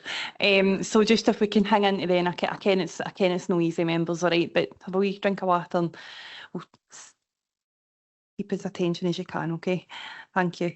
Councillor Elaine Kevin. Thank you, Provost, and thank you, Signer, for this presentation today. And I'm obviously aware that you've already shared this information with our community planning partnerships, so that's also very helpful to build in those partnerships and help. There's such a lot in this report, so people will be thankful that I'm not going to go through everything, but I'm just going to pull out a few highlights. I recently was down at Shortleys Early Childhood Centre for the launch of the Dad's Rocks initiative. This is a fantastic programme that's helping promote a positive father role with these young children, and I know this is something new for us that has had 2 years investment from the Whole Family Wellbeing Fund, so really looking forward to how that new programme gets rolled out. Myself and Provost, last week we were at the Young People's Cabinet's AGM, and that is just so wonderful to see them express themselves, assert their opinions, and just be that democratic voice for their peers, and the confidence and self-esteem that builds in our young people. And we know that other people have gone through that process and have gone on to bigger and better things, some of who are even sitting on national forums. So that's a great credit to the work that Signer and the education guys and everyone that support our young people are doing. The ASN Summer School, I did raise this at the last Cabinet, so just for fullness I'm going to repeat what I said there. I see a lot of effort going into this, and I always expected the model to evolve. However, in my opinion, we don't seem to have found a settled position. So this is a project we need to have another look at, and I know I've had conversations with the Chief Executive, Acting Chief Executive on this. That is in no way a reflection on the staff involved. I know people have put their hearts and souls into this, and they've put an incredible amount of energy and time into it, but I do think we maybe need to have another look at it, and we're sort of getting near the midway, or probably past the midway point for the Early Intervention Fund investment. So I think we do need to maybe go back to the drawing board on that one. But it's good to hear that you've had that direct engagement with the parent councils and the staff, and hopefully with the Education Director's support, that's something we can certainly turn a corner on. The speech and language therapy, again, that was an area that I championed through the Early Intervention Prevention Fund, so I'm so grateful for colleagues for putting faith in that, and I'm looking forward to seeing some of the improvements that will bring through, because we all know that having that speech and language sorted at an early day can really improve your life chances as you move on through your different stages in life. The UNCRC Rights of the Child, obviously the report goes into some of the work that's been done by housing colleagues, so that is really good to see that it's not just within the traditional areas of children's services and education, that other department areas are actively getting involved in that. And I know some of the housing colleagues have attended the Care Experience Cabinet meeting and interacted directly with them, and they have taken the children's views not only on some of the housing policies and programmes, but also recently the antisocial behaviour strategy that went out for consultation. The feedback from the Care Experience Cabinet was that it was not in child-friendly language. In fact, as an adult reading it, I personally didn't even think it was adult-friendly language. We need to simplify some of these consultations and stop the corporate speak. But the good news story is that within days of getting that feedback from that young person, there was a child-friendly version brought out by Sina and her team, so that was really proactive response there. My last comment, it's already been mentioned in Chamber today, but I think the amazing 96.4%, I was thinking maybe I could round it up, but I can't because it's 0.4, but 96.4 positive destinations for our young people. There can be no better start for emerging young adults to get them into positive destinations once they leave school. So a big thank you to Linda and her team, and thank you also to my colleague, Councillor Graham Barton and Councillor Neil Watts, who joined me yesterday at SL33 to thank the staff that were directly involved in that. This places us fourth in Scotland. So I know we use this phrase quite a bit, but for a wee council like East Ayrshire Council, we're definitely punching above our weight. So congratulations and thank you to all the staff involved. Thank you. Yep. Well, thank you. Some good comments in there. Thank you. Councillor June Kyle online. Provost, and thank you for the good report. It was great reading, I have to say, and it was good to see that attendances are improved. It's one thing. I particularly enjoyed the case studies on page 92 and 100. It's a nice read to have. The only thing I have to bring up is the ASN provision in summer. There's nothing in Cumnock. Is there a reason why there's nothing at Hillside? Is it a staffing problem? Sina? Okay, through you, Provost. Yeah, the Hillside have got the same programme that's running at Willowbank this year and within Park School as well. Again, it's going to be a stay. Families will come together with their children with the additional support need, but also they're bringing the siblings along, because very often our families struggle to have one child watched and have an activity for another child. So all our activities within the additional support needs schools this year are involving families.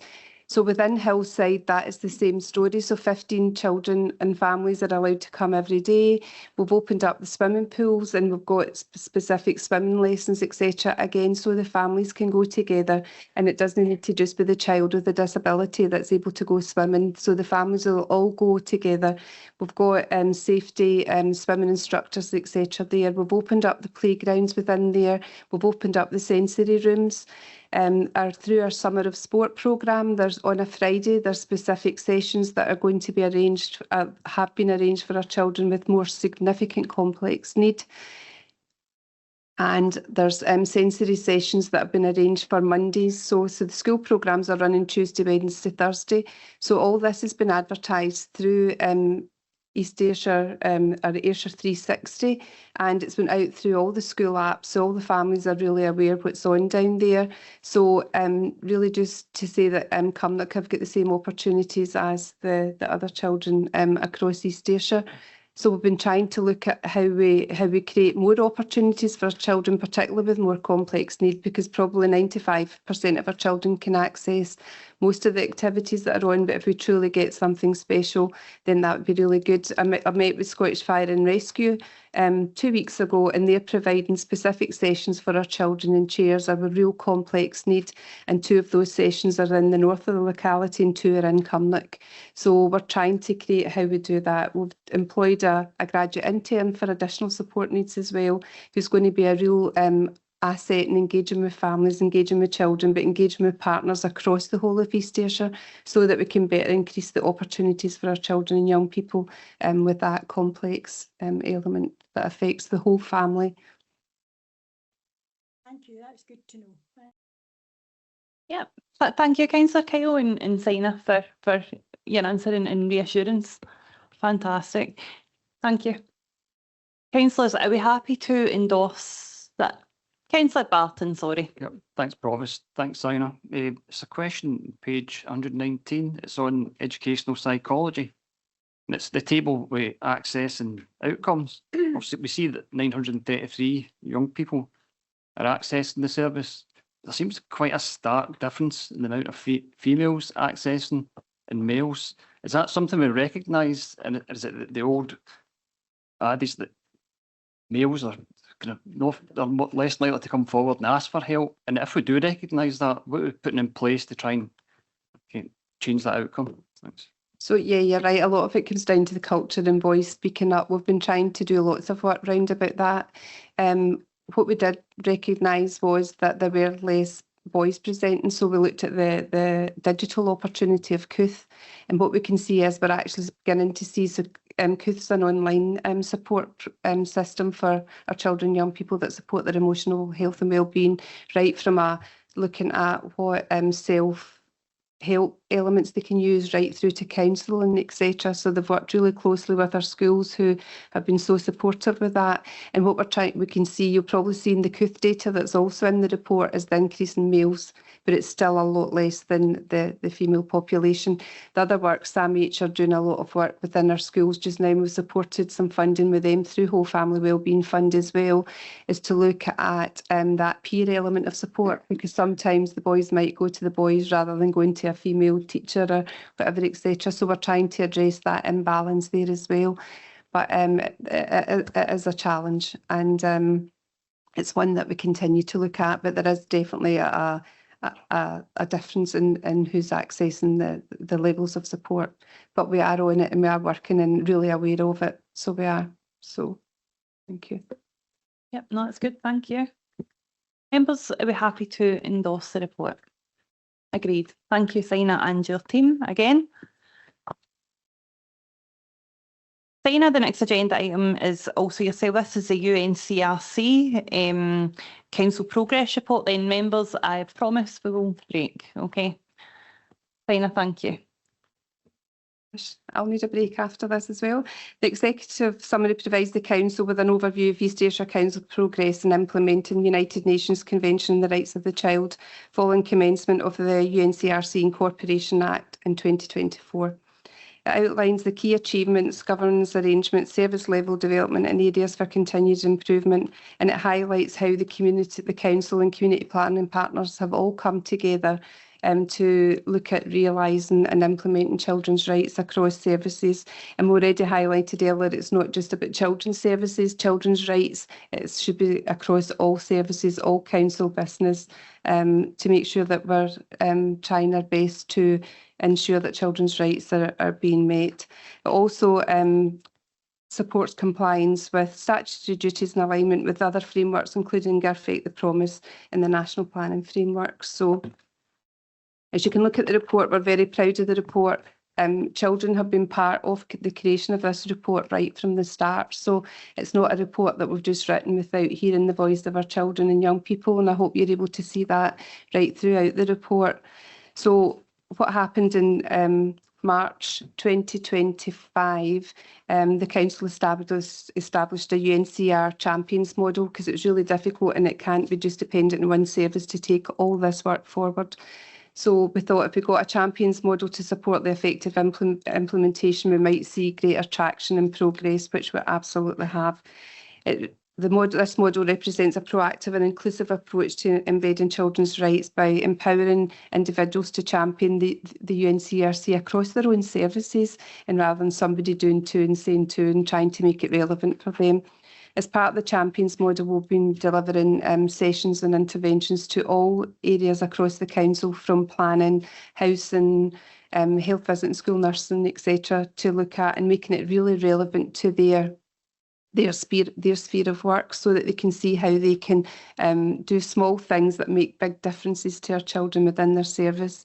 And we also had an elected member session that everyone was invited to, which was really accessible as well. So through this model, it's building capacity to ensure that we promote children's rights. We've got strong strategic leadership and governance right from the start, from yourselves and from our senior leaders across the Council, just really ensuring that UNCRC principles shape any policy development, strategic planning, decision making that comes through Council. The governance structures now require rights-based scrutiny of all policies, strategies and service plans, and supported by the use of children's rights impact assessments and integrated assessments, which we've been working really hard on across the Council. So the local context and need, we already had conversations about the need, and that makes it really difficult to to at times implement children's rights, because it's not just about everybody being offered the same opportunity. Children have individual needs and individual rights that we need to work really hard to ensure that that we're meeting. The local level data highlights significant variation across communities, reinforcing the importance of place-based approaches, our locality model and our family hubs, moving forward to make sure that we're achieving that. Children's voice, as I mentioned, has been there right from the start. One of the areas that children told us very clearly was that we will always engage, or very often engage, and never feedback. We never close the loop, and our Children at Risk of Harm inspection highlighted that as well. So we've been really positive in the work that we've done in regards to children and young people, and trying to hear the voice of those children that don't always get heard and are furthest away from their rights being met. So there's been really robust engagement, and to look at a process that we can use to ensure that we do feedback to children and young people, and they can absolutely see where their voice has been heard across service and policy development. We've adopted the National Voice tool, so it's vision and outcomes, and it's a community engagement tool that it shows a structured process that all services can use when engaging with children and young people. You can see all the engagement. You'll be able to go on yourselves and register and see all the engagement that's happened across East Ayrshire with our children and young people. And actually, when people are starting to create new policy and guidance, we don't always need to go back to consult again unless we've got specific areas for consultation, but we can look at the voice platform and see what's already there. We'll have our the Bright Spots survey, the hackathon that we did, so all that stuff is still really relevant to ensuring the voice of our children are heard across East Ayrshire. The rights-based budgeting and resource allocation, the cycle, our financial colleagues meet often with our children and young people to look at how they feel we should be spending some of our money and what some of their priorities are. So you can see all that. The transparency is much more transparent and open. Moving towards that locality model of service delivery will enable a more targeted investment in areas with the highest levels of deprivation and need to ensure our children get the right support they need. The workforce development has really been coming together, and you'll see that through the whole report, and again to support that new model of locality working. The UNCRC Champions model has created a network of trained practitioners across the council who have increased their knowledge and awareness, who would be able to provide information and support to you all. We're developing our UNCRC communications team are helping us develop our UNCRC web-based page so that we can see that that's there. So the service level progress, significant progress has been made across services, digital access, safety have improved, a focus on equitable device access, etc. Safe digital environments. The Roots project is helping our young people who maybe struggle to have a voice. So if we improve the communication and language opportunities, children will be able to better express themselves. A lot of work's been done around about MARAC and the Safe and Together stuff. Our violence against women and girls has been significant, ensuring the voice of our children and young women have been heard. Vera Futures and whole family wellbeing's really supported us to get that the voice of our children and our families and the right help and support in at the right time, which all meet many of the articles of UNCRC. So there are some challenges still: rising complexity of need, as we mentioned before, child poverty, workforce capacity. But I think already the small things are starting to show huge changes across how children are being heard and how their voices are being included. So it's overseen and endorsed by the Community Planning Partnership again, and I think we need to continue to express that the strength and partnership, and actually demonstrate compatibility with the UNCRC across all council business. The duties must be fully aligned with the joint strategic needs assessment that I mentioned previously that were completed, and it will support our new children and young people services plans, because we will absolutely be making sure that the voice of our children has been heard through that. So if we look at recommendations and moving forward, I think what I would like to see is that the child-friendly version has come out and we put it onto the Julie's, put it onto the portal. So you'll be able to see that. So we're really proud of the child-friendly version, and our young people were really clear what was going to be in it and what wasn't going to be in it. So it's really good. I think if you look through the report, that's all East Ayrshire children, and you know that's showing some of the successes and the areas of really good practice and how children have been involved across all these areas. It's going to be launched at Play Day because we're hoping to have many young people there that will be able to have that involvement in the actual launch of it. There is a learning development area for elected members being set up through Rebecca Spillane in the Improvement Service, and you will be getting more information out in the near future round about that. We had to submit this as a statutory report that was submitted to the Scottish Government and Improvement Service, and we got our feedback last week, and they've highlighted it as an excellent exemplar, and it's been already put on the site for other local authorities to look at the work that we're doing here in East Ayrshire again, and to support their report writing moving forward. And I think that's us. Thank you. Any questions? Saina, thank you, and I think it's absolutely only right that you're recognised nationally. We don't, you don't just listen to young people's voices, you actually hear them, act on them, and you see it woven into all the decisions that we're making, and the work that's ongoing to get to some of our hardest to reach young people through different arm's length organisations, etc., is phenomenal. So absolutely excellent. Thank you, Saina. Councillor Maitland.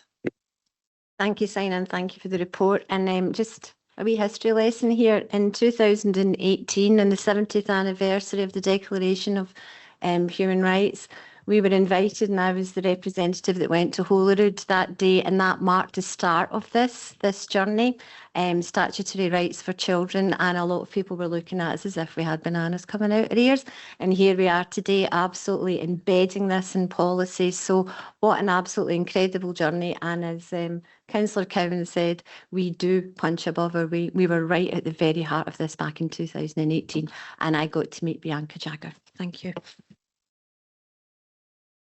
Thank you. I'm not going to bring up another Wombos thing. So, Councillor Jim Todd. Thank you very much, Provost. Thanks, Saina. Absolutely endorse what Claire's been saying. It's so important, but I've got a real note of concern for everybody, and that is the European Court of Human Rights and the United Nations Convention of Children's Rights, the rights of children, are inextricably linked. They work in tandem, they work in harmony, and I've got serious concerns about the attack on the European Court, European Convention on Human Rights by certain groups in the UK.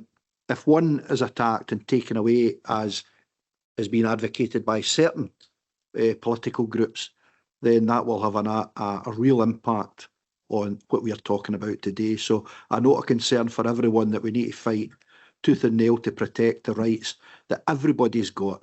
It's been hard fought for, and we need to protect it. Yep, thank you. Councillor Elaine Cowan. Thank you, Provost, and thank you again, Saina. I just want to quickly acknowledge the work that you're doing and how this Champions Network is starting to come to fruition. It's also good to hear that the improvement service is recognising us as best practice. Personally, my aspirations are we can go further than what we are at the moment, but I know it's baby steps, and I know sometimes I'm impatient, but that's just where my personal position is. One area I would like us to look at more deeply is with working with our planning colleagues. I know recently they've had a workshop up at Kilmarnock College, and I believe they're taking a stall at the We Make Kilmarnock Fair Festival event in the Howard Park on Saturday to engage with both families, members of the public, and hopefully the young children that will be there. So it's those sort of activities that I would really like us to look at, seeing if there's any room that we can escalate, but happy to speak to you offline about that. Thank you, Provost. Through you, Provost, thank you for that. Actually, we're attending the planning teams with our UNCRC session on Tuesday. So we are, Amy Gold, who's my graduate intern, and I have been doing that. So I've been working with Karen Purvis, and actually I think what's the links that planning have with child poverty nationally as well. I think it's really important that there was a gap there from a planning perspective. So planning's now sitting on my new child poverty action group to look at creating our new children's plan for child poverty as well. But so we are on the early stages with planning, but the engagement's already there, and obviously I think they've supported through a recent paper some of our some capital funding to support our family hubs. So they're starting to work with us and come with us, and it's actually just we printed off our presentation that we're doing on Tuesday for planning. So yeah. Thanks, Chair, for letting me back in. Just a quick follow-up. That's marvellous to hear that. We spoke earlier about the plan that's coming to the August Council about the Kilmarnock strategic work for the town centre master plan. I mean, the children, young people, they're going to be the ones that are going to inherit this work, and they're going to be the ones that directly benefit from the family hub. So that's just marvellous to hear that you're already out the starting blocks with that. Thank you so much. Aye, absolutely. Well said. Thank you. Online, Councillor Watts. Thank you, Provost. Thank you, Signer, for this really positive report. It's absolutely fantastic to see the progress that we've made and that the education team have made as well over the last few years on this.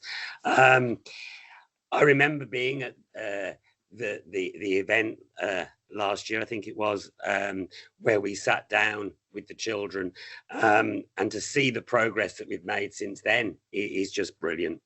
And really just thank you. So just very quick in that. Thank you. Yep, thank you, Councillor Watts. Members, are we happy to notes? Great. Signer, thank you so much to yourself and your team. Members, bang on 12 o'clock, so I'm sure a lot of you will be happy to hear I'm going to propose a lunch break. Is 30 minutes enough? Right.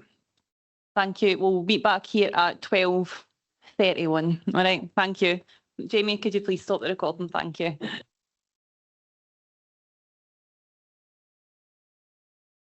After a break, and you have something to drink. I think everybody needed it, so thank you. Members, we'll just move swiftly on business. This is agenda item number 10, and it's a consultation on bylaw for camping at Lochdoon. I'll bring in David Mitchell. Thank you, David. Thanks, Provost. Just before I take members through the detail of the report, this has been an area of work that's involved both a number of council services and external partners, including the landowners, the Leisure Trust.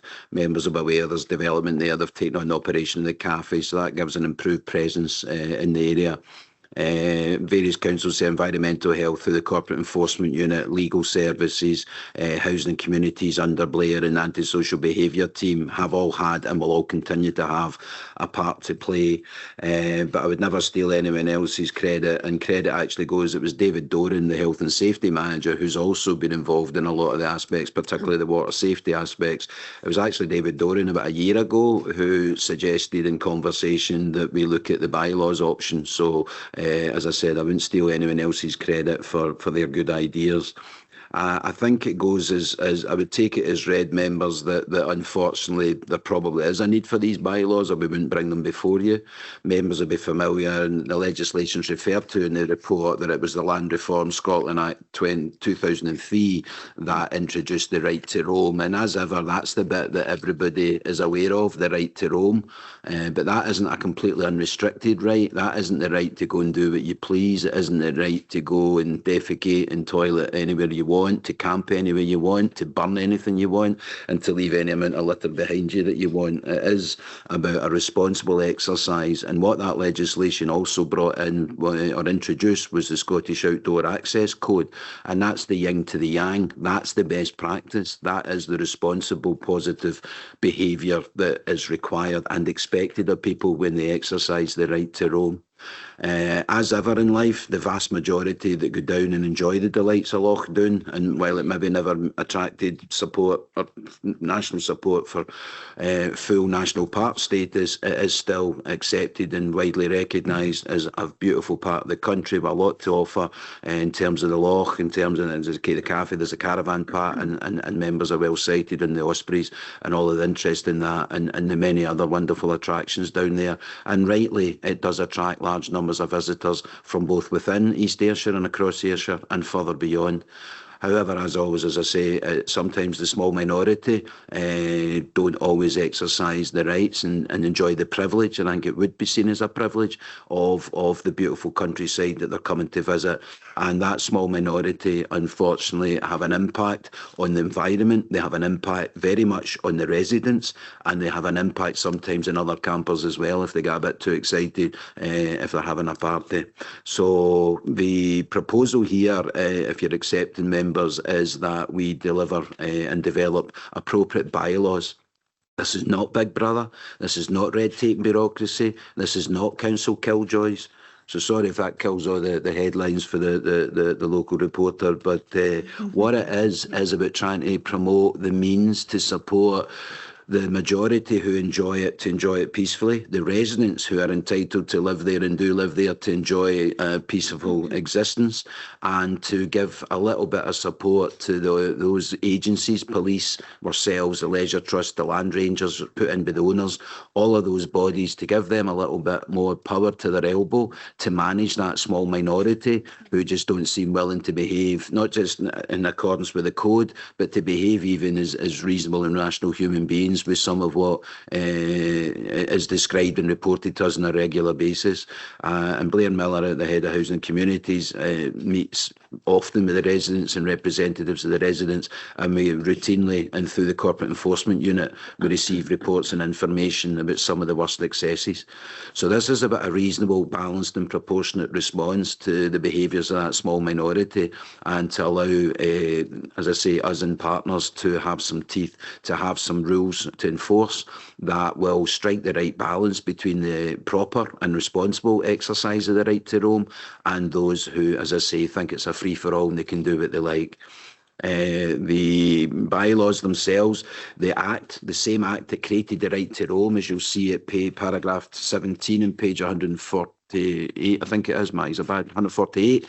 It's the same act that creates the powers for local authorities to exercise the bylaws. So the legislation created the yin to the yang, the balance of the right versus the need to control that where it's not been exercised properly. And you'll see that the objectives are the preservation of public order and safety, the prevention of damage, and the prevention of nuisance or danger. And one of the key points there as well is if you have random fire lighting by people who aren't necessarily experienced in what safe fire lighting is for campfires rather than just fire raising, members are aware that year on year there's increasing prolonged and level of fire risk due to the changing climate, the drier ground, the drier grass and brush on top of the ground, less rainfall. So misplaced fires now are a much, much bigger risk than they were previously. They're always a risk, but the risk of a small fire starting a large wildfire is far greater than it's been. So again, that would support the need for the bylaws.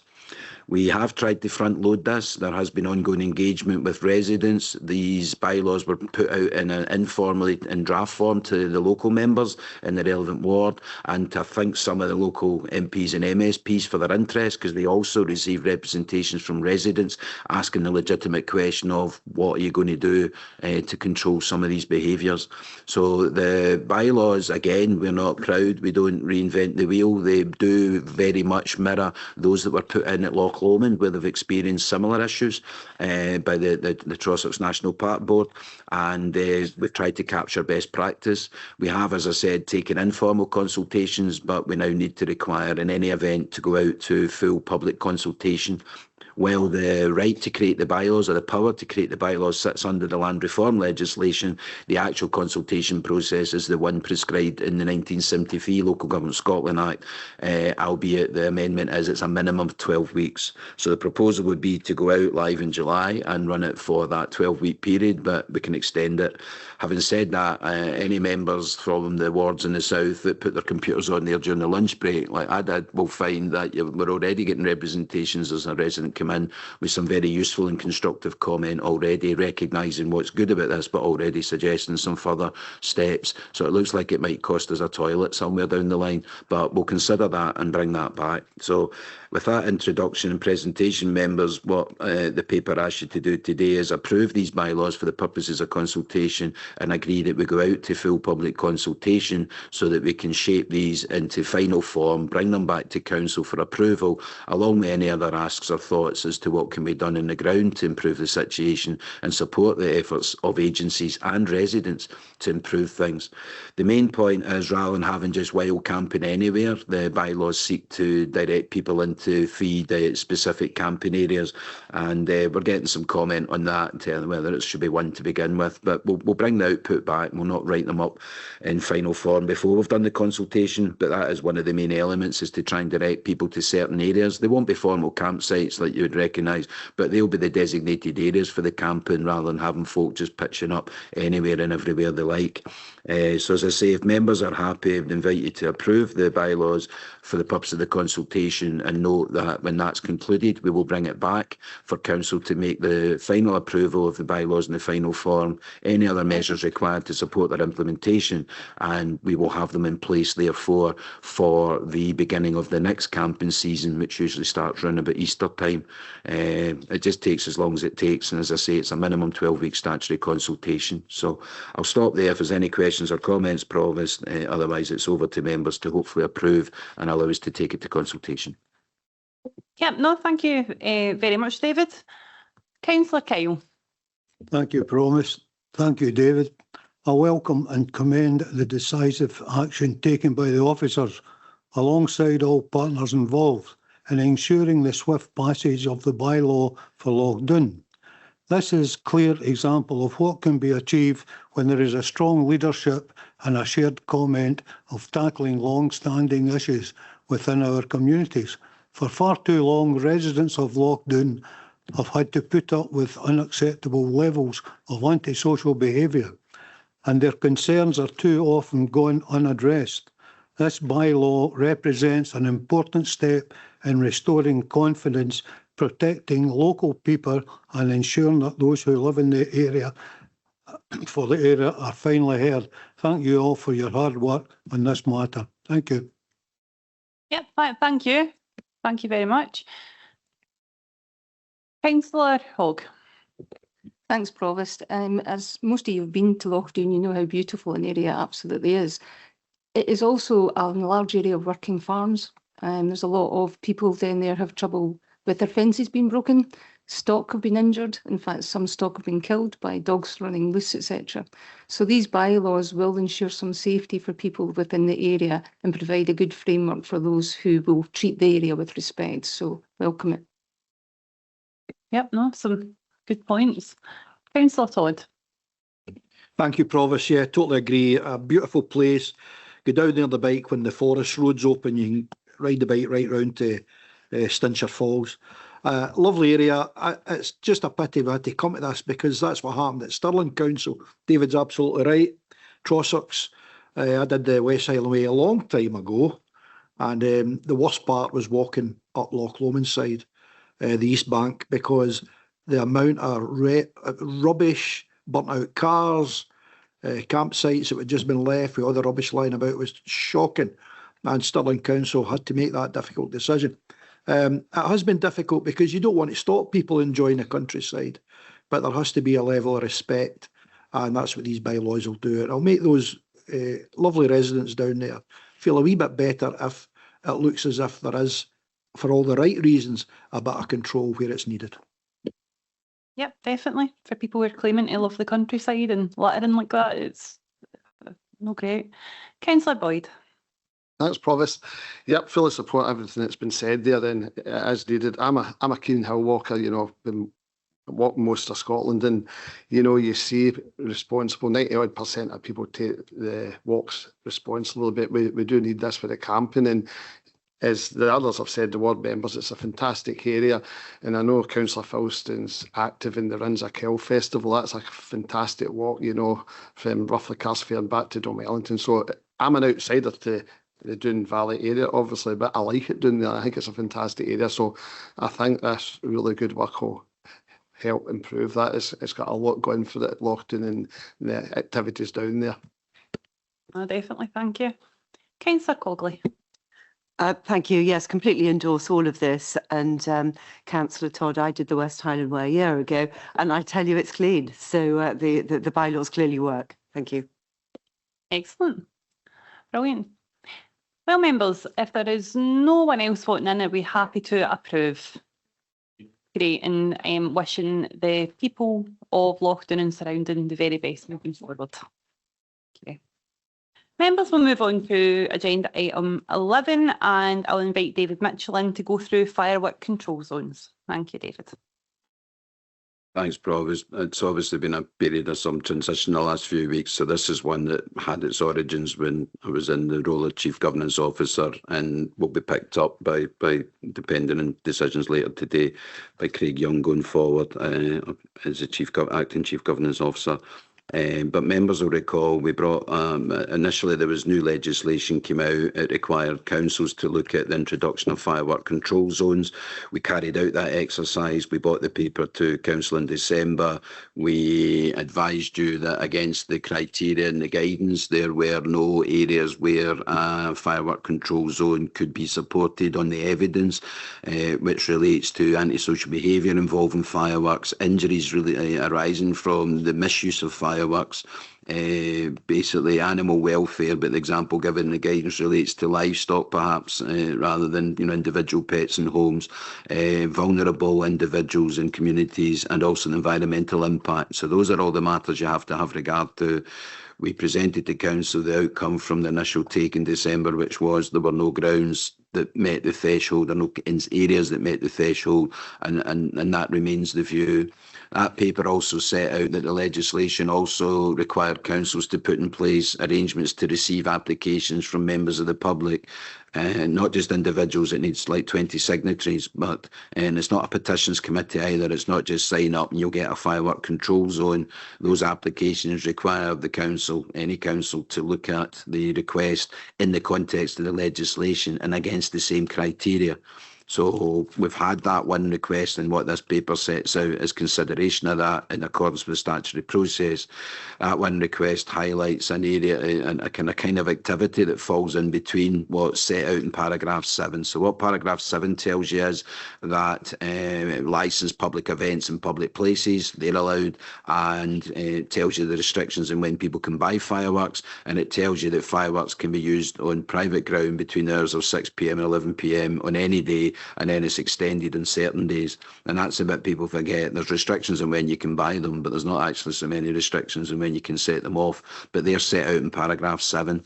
So in an ideal world, you would either have folk doing a wee one in their back garden or big public licence displays. But what we have in practice is occasions where groups get together, and maybe a few families in a street or whatever, and it's more than just a 10-minute shot in the garden. It's lasting longer because they're all pulling their fireworks. It's maybe, in the case of this one, it's in Ellen Drive, it's in council land, but not with formal permission, and I'll come back to that. And they fall in between, but they still have an impact. We have consulted through the statutory process in this application, and the view and the recommendation to council is that the statutory criteria aren't met. There are no grounds that would, on the back of this application, allow council to competently and lawfully promote a firework control zone, as is per the request. As set out in the recommendations, the options for council, therefore, are either one, to accept the application and proceed to the next public consultation stage, or reject and decline the application for reasons to be stated. And the latter would be the officer recommendation for the reason I've said. We're 6 months on from the first look, and there has been no additional evidence that would get anywhere near supporting the competent and lawful introduction of a zone. What I will say to members to give some assurance is that piece that I narrated around these kind of in-between events, and I know from experience that we're in the licensing hat previously, every year after bonfire night we sit down with police colleague Keith Stewart from the Safety Assessment Group, the council officer that supports all these safe events and safely managed events, whether they're licensed or not. We sit down every year and we come to the same conclusion. We've got a few events that happen in council land without council permission. We don't seem to be able to, haven't been able to identify who the organisers are. we're therefore not able to engage with them. And this is the kind of event at an Ellen Drive that's prompted this application. So if you accept the recommendation here, which is to reject and decline the application, then it begs the question of, well, what more can the council do? And the paper that's coming to Cabinet next week is intended to answer that question, because what that asks and seeks is for that balance again. Everyone recognises fireworks are a bit like Marmite. You either love them or hate them. And those of us with pets are very much in the latter camp. But being professional and objective about this, we need to strike the balance between those who do want to enjoy their benefits and those who don't want to be caught out because they don't know something's going to happen at the end of their street and there's no prior warning. So what that other paper will do is invite those who hold those kind of events. It's not looking again to tie them up in bureaucracy or red tape. It's not even looking to get them to come in for a public entertainment licence or even a licence to occupy our land for the sake of an hour once a year. But what it is asking them to do in that paper is to come forward and work with us so that we can still manage their events safely. And if there's a better location, I've had a number of discussions with a number of councillors, and it was pointed out that the one regularly that prompted this one at an Ellen Drive isn't that far from an electricity substation. So part of the consideration of safely managed events would be, is there somewhere else in council ground where you can accommodate people for an hour or so if they want to get together and get a bigger bang for their buck, literally.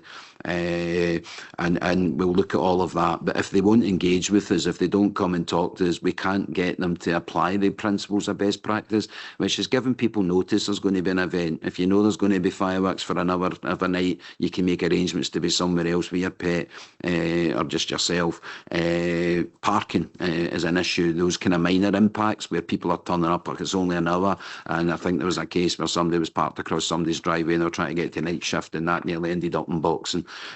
So these are the kind of things that it's happening in our land, so it kind of comes back to the council's door. And what the paper to Cabinet does as a concomitant to this is try and answer that question of what's the council going to do about it, because what that asks is for your support, members at Cabinet, is that we are empowered to, yes, go and have the positive dialogue, get them involved with Keith, set Keith on them, get the events properly managed, get all the positives in place, fair notice, etc. But if they're not going to engage with us, it seeks approval to basically say, well, not in our land, because this is an unmanaged event with unreasonable and unfair impacts in the neighbourhood. So it's that trade-off of, if they work with us, they can have their event, but if they're not minded to work with us, then we would need to look at not allowing it to happen, at least in our land. To be honest, being trying to be rounded about it, if that happens, they may just all end up in the person with the biggest garden, and then they'll fall under the private ground one. But so we're trying to manage it and get the best of both worlds for those that enjoy them and those that don't want them in their street, and certainly not on ground at the end of the street that's in council ownership. So I'm trying to get the balance in that paper, but I mentioned that paper, I'll probably talk more about that paper because it's important that members are comfortable with this paper, that while we're saying no to the formal application, because a firework control zone is not a reasonable proportionate response to this application, then the other paper will give us the means to address the same concerns by a more appropriate and commensurate route. And the final recommendation is simply that to avoid these having to come back to council should we get further applications. We missed a trick in the December paper when we got you to approve the process for the applications being received and dealt with, is to invite you to remit to the Chief Governance Officer to deal with future applications. So when they come in, they'll go through that first stage, and if the first stage view is go to consultation, the Chief Governance Officer will sign out on that. And if the first stage view is, as here, to reject it at that stage because it's not likely to get anywhere near the criteria for a firework control zone, then the Chief Governance Officer can take that decision rather than bring it back to council. So that's the recommendations, that's the paper. Happy to take any questions, Provost. Thank you. Councillor Cowan. Thank you, Provost, and can also thank the Acting Deputy Chief Executive for his time earlier this week to take me through some of the detail of the Cabinet report for next week, which is obviously going to be a companion piece for this. But as things stand today, I find myself in a bit of an awkward position. It's a bit of a kind of chicken and egg, because I think this paper and the Cabinet report go hand in hand and will be a good solution for our communities. But I certainly was contacted about representations about last year's event. So as David's outlined, I think next week's Cabinet report will address a lot of those points. Although obviously I can't read predetermine what Cabinet will think next week, but certainly it helped crystallise my thoughts about today's paper.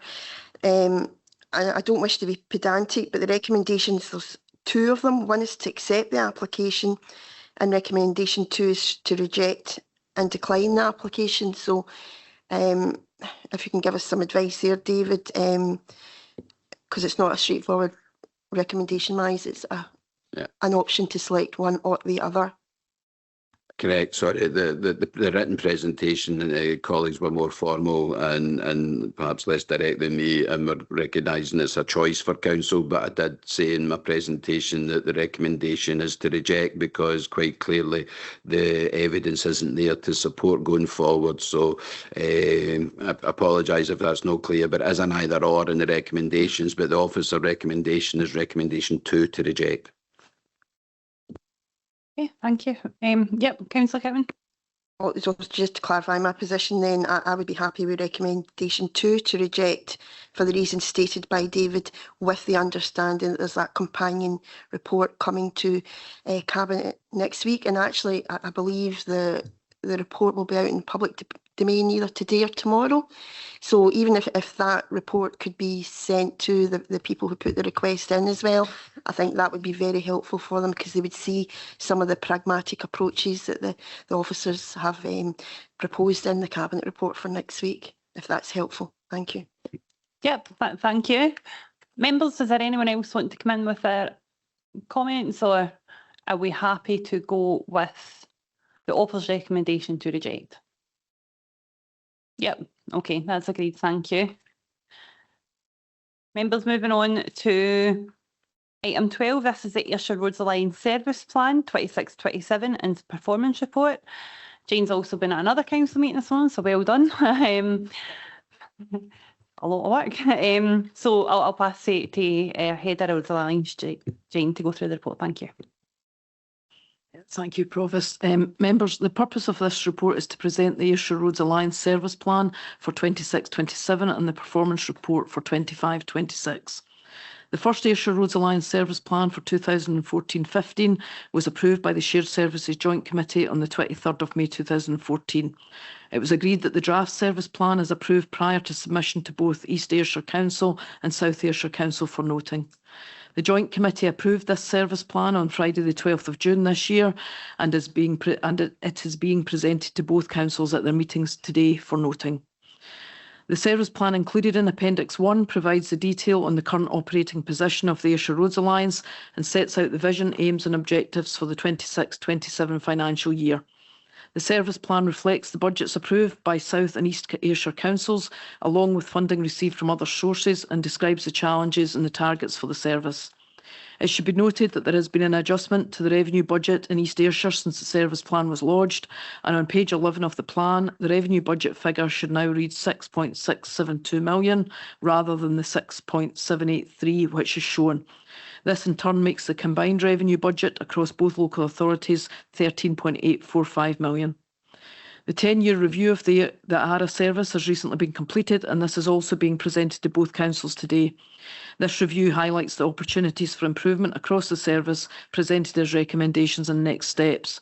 The performance scorecard for 25-26 is included in Appendix 2, and it is recommended that Council notes the Ayrshire Roads Alliance Service Plan for 26-27 as shown in Appendix 1, and notes that regular progress updates are provided to the Ayrshire Shared Services Joint Committee, and it also asks Council to consider the performance scorecard for 25-26 as shown in Appendix 2.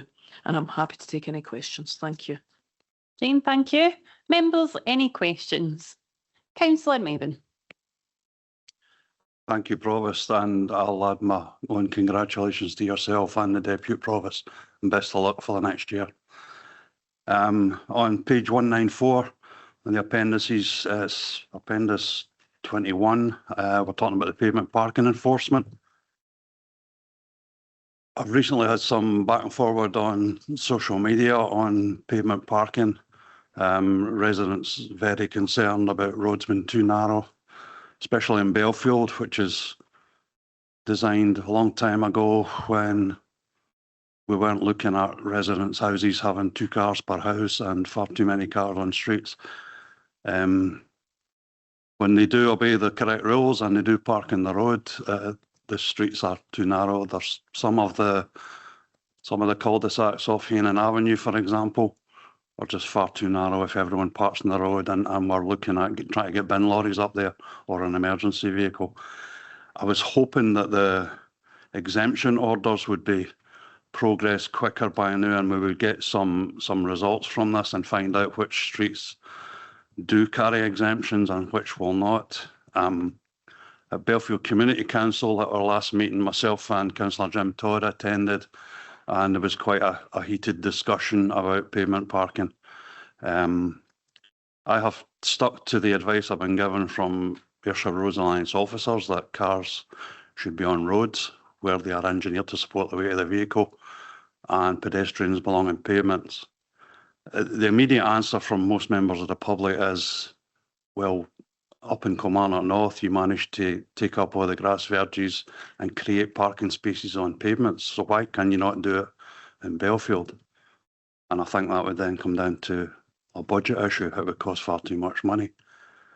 But I would like to see these exemptions progress through so we can reply to some of our residents, and particularly in Belfield, but also in other areas.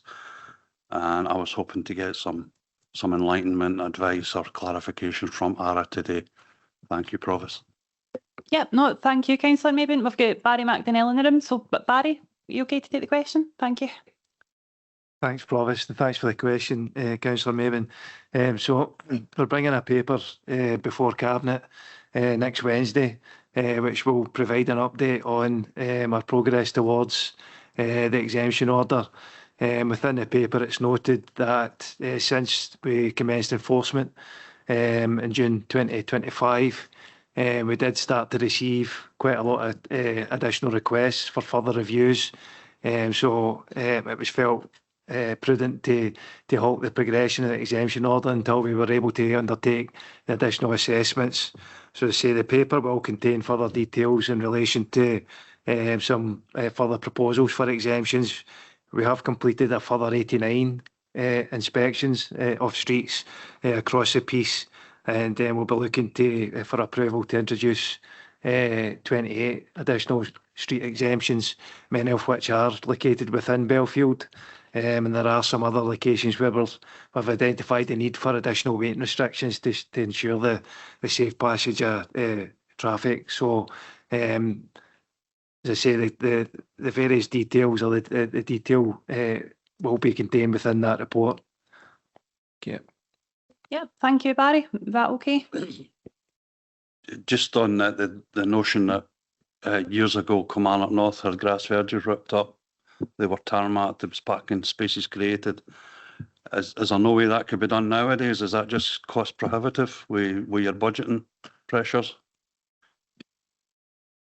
I think we might have addressed that in the previous report that was up last year. I think the grass verges that were paved over in the northwest area several years ago, I think that was a programme that was taken forward by the housing department at the time, and they had available funding for such. The ARA budget just wouldn't cover that type of programme across the Belfield area. Okay, thank you. Councillor Boyd. Thank you, Provost. Page 179, it mentions bridge and culvert strengthening. Just to ask Jane or Barry, would that include the West Shaw Street Bridge? You know, that's been mentioned quite a few times. As a main gateway into Kilmarnock, it's historic, grade C listed, it's in pretty poor condition. And just on the subject of bridges in town yesterday, the St Margaret Street Bridge, again, that's a historic bridge. There's a lot of invasive growth, buddler growing out it, so I'm a wee bit concerned about growth being allowed to build up in some of our bridges. And on the subject of growth, I'm just back for a week's holiday abroad, and I know I've had some warm weather and a lot of rain before it, but I've actually had a couple of complaints in the last 24 hours, one for Halford and one for Crooked Home about weeds. And when I was in the town centre yesterday, Princess Street near Designer Rooms, there was weeds up to about my neck. You know, they're huge, and I had checked. Apparently the first spray was supposed to have been done between the 11th of May and the 30th of May. So just to see what's happening with the weed spray, because some of the areas are looking like Dare of Triffids, and, in terms of making my communities look good and vibrant, we need to tackle the weeds. And I know some of the wee poppies growing in the cubs are really nice and people like them, but some of the weeds are just out of control. Just go into your communities and see that. And I know there's a weather factor, but has spray one actually been done and has it actually worked? Just looking for clarification, please. Yep, but thank you. Jane? Yeah. Thanks, Provost. So Barry's going to answer the bridges questions and then I'll come in about the weeds. Okay. So it's just to confirm that the West Shaw Street Bridge, there is a project in the pipelines for that. It's quite a, it's going to prove to be quite a major project. And that will be looking at the parapet repairs and the bridge arch strengthening. So that should come forward in the next couple of financial years. Note your comment in relation to the Budley at St Margaret Street Bridge as well. We'll get that looked at. Thank you. Through you, Provost, again. Yeah, the weeds question, Councillor Boyd. So it's been written into our new contract this year with our weed spray contractor that they have to provide us with evidence that they've been on site during each spray, so the GPS evidence. So I can certainly check that for you and we'll check that out and make sure they've been. They should have done the first spray and there should be evidence of that. If that's not worked for some reason, then we'll obviously have to address that with them as well, try and establish why. Yep, you want to come back in? Yeah, I do. Thanks. I appreciate Barry's comments first in that as well, Jane, but it clearly hasn't worked. I'm getting comments for Cricket Home in Halford, and just walk into the town centre, go along King Street, Princess Street, you'll see the weeds for yourself. I don't know whether it's been done. I would appreciate if you checked it, but it's certainly not been effective at all if it has been done. Yep, I think that's noted. Thank you. Leader. I didn't intend to come in on this, but it was about the West Shaw Street Bridge. I sought for clarification on that.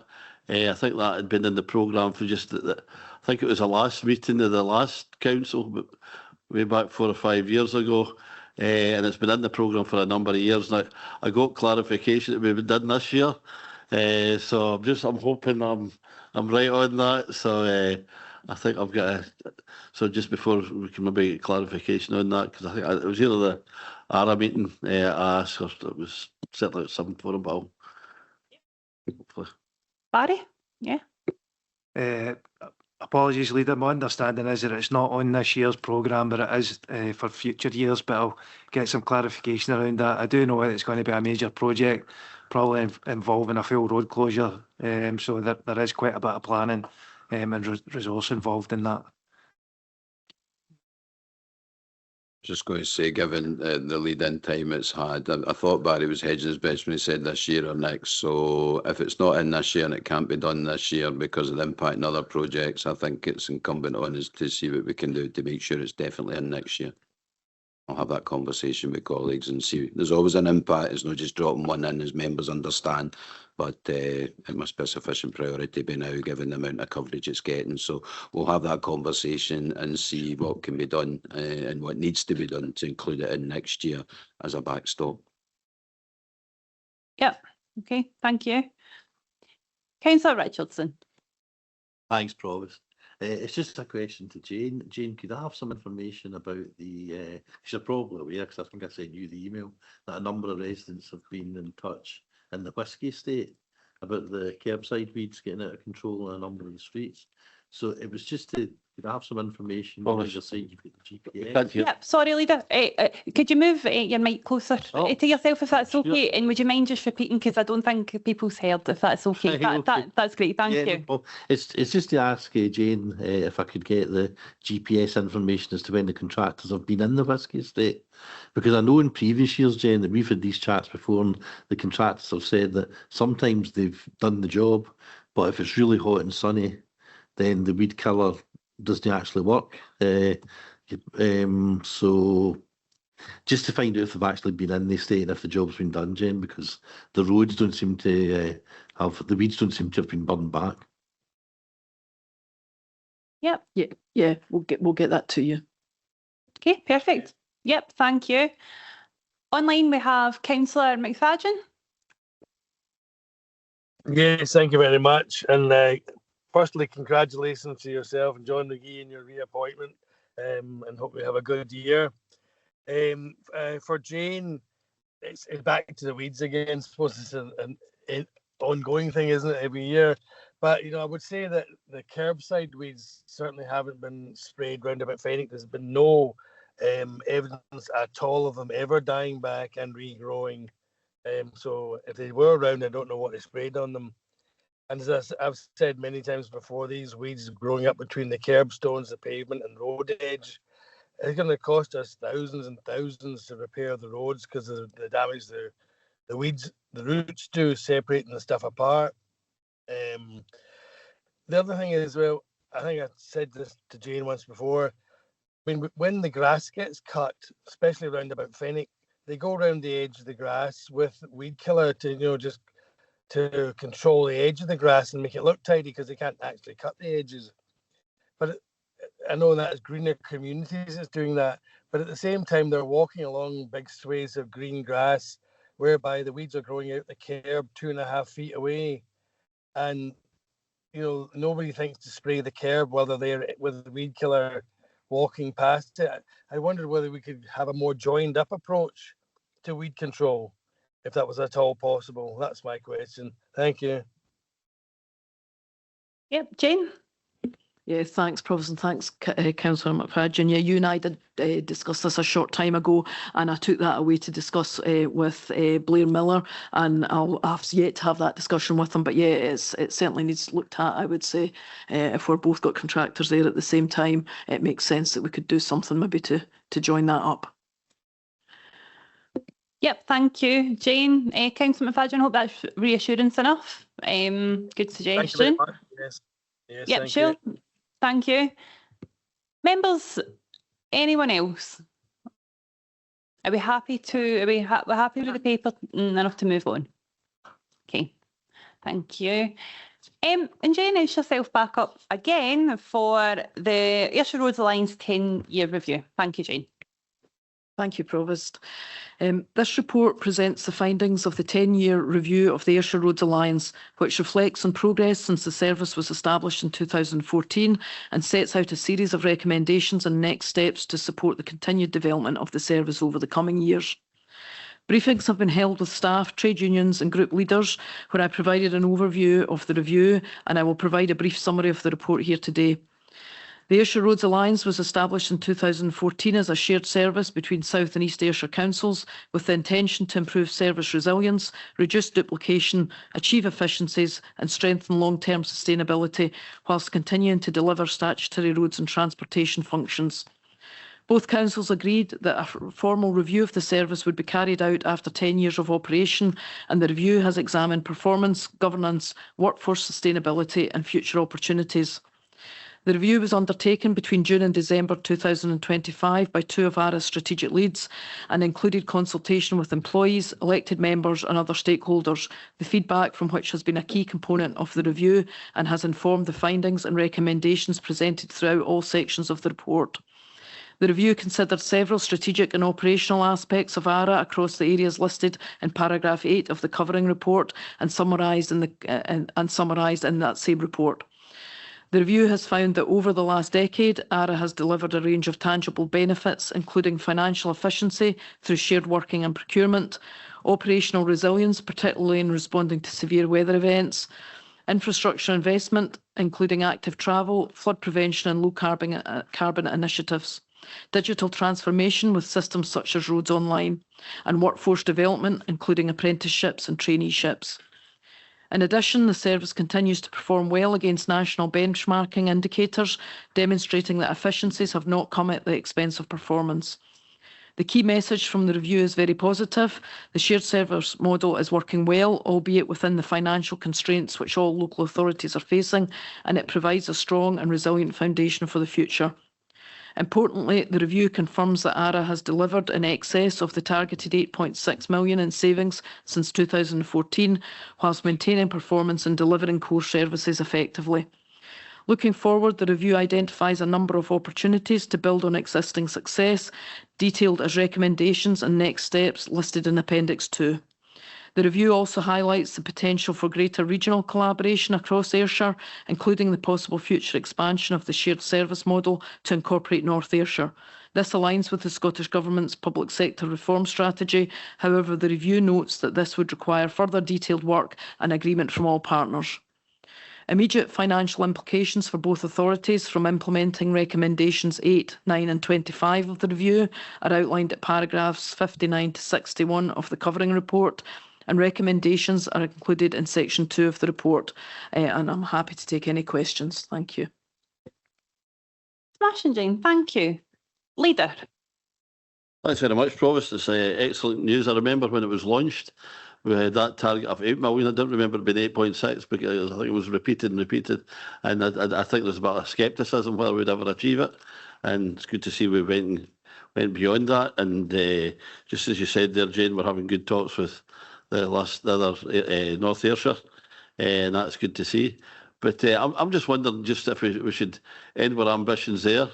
Maybe there's a wee conversation needed to be done to our neighbours in the south, to Dumfries and Galloway, particularly when we're involved with some other strategic projects. There's with the 76 and other corridors, 77 as well.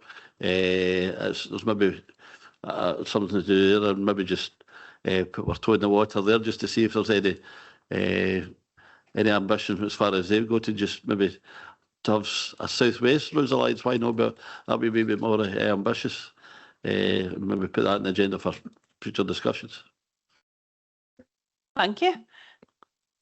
Anybody want to comment? No? Okay. We'll just note that and for further discussions, absolutely.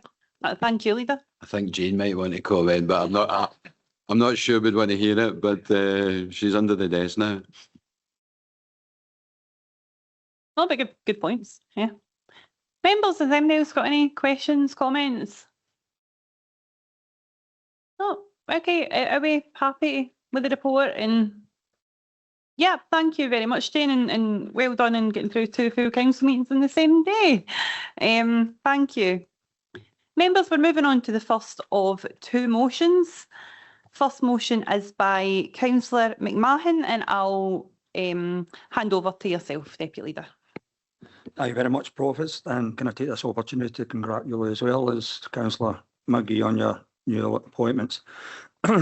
So bring this motion today, and I am thankful for my colleagues in the 2 main opposition parties, Councillor Watts and Councillor Douglas, for jointly seconding this motion, and very much look forward to the contributions that's going to take part in the chamber from them. So this council notes that if reform councils are duly and democratically elected by the electorate, they would hold a legitimate mandate to represent their constituents, and through the different policies, connections, positions held within the 3 main political parties in Scotland and Reform UK. The council resolves that we will not enter into any formal or informal arrangements, agreements, alliances or working partnerships of any kind with Reform UK councillors, while fully respecting their democratic right to hold office and represent the people who elected them. Extreme views and rhetoric publicly expressed on immigration and racism, energy, environmental health and welfare, social and culture, homophobia are not conducive to our wider values. I could just follow in for that. Provost, if we can find his.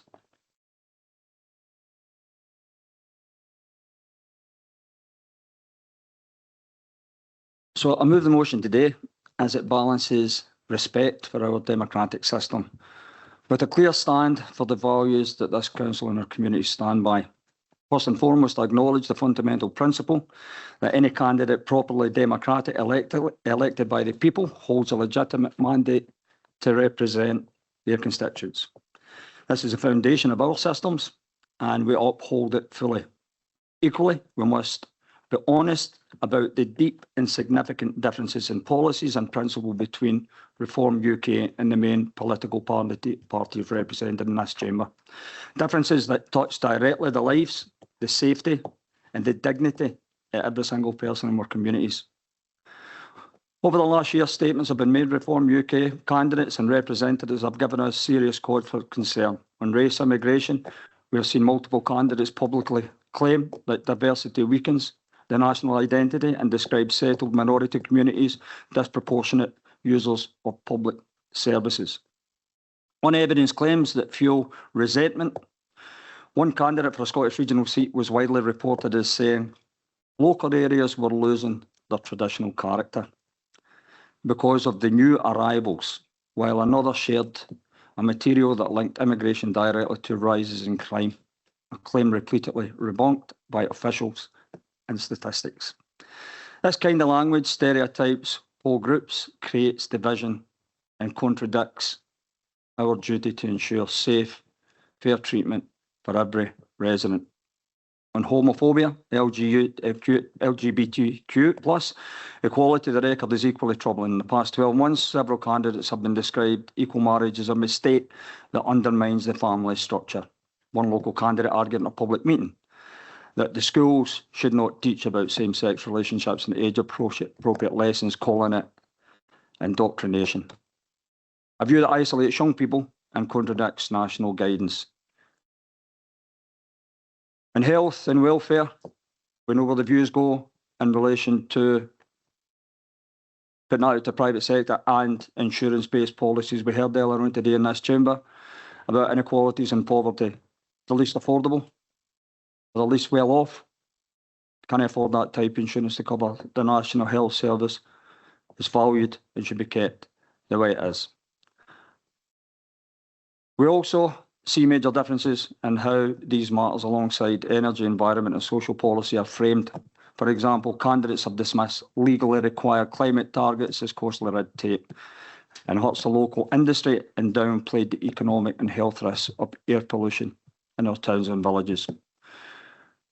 While we work toward our sustainable, fair and inclusive solutions, the rhetoric we have heard is often extreme, polarising and out of step with the needs of our communities. So to finish, let me make this perfectly clear. This motion does not seek to remove anyone's democratic right to hold office or speak for those who elected them. It does, however, resolve clearly we will not enter into any formal or informal arrangements, alliances or working partnerships with Reform UK councillors.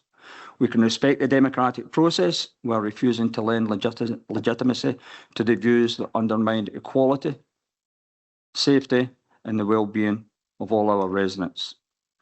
This is no shutting down debate. It's about standing firm in the standards our communities expect and ensuring our work is always guided by fairness, inclusion and respect for everyone. Yep, thank you, Deputy Leader. You said you had two seconders, Councillor Neil Watts and Councillor Barry Douglas. I'll let you both come in and support the motion. Both get your hands, sorry, I've not got my specs on, can I see that for? Will I ask Councillor Watts to come in first? Sorry, I can't see the numbers on the screen. No, that's fine, Provost. Yeah, no, this motion strikes the correct and necessary balance between upholding our democratic values, defending the core principles of decency and inclusion that this council stands for.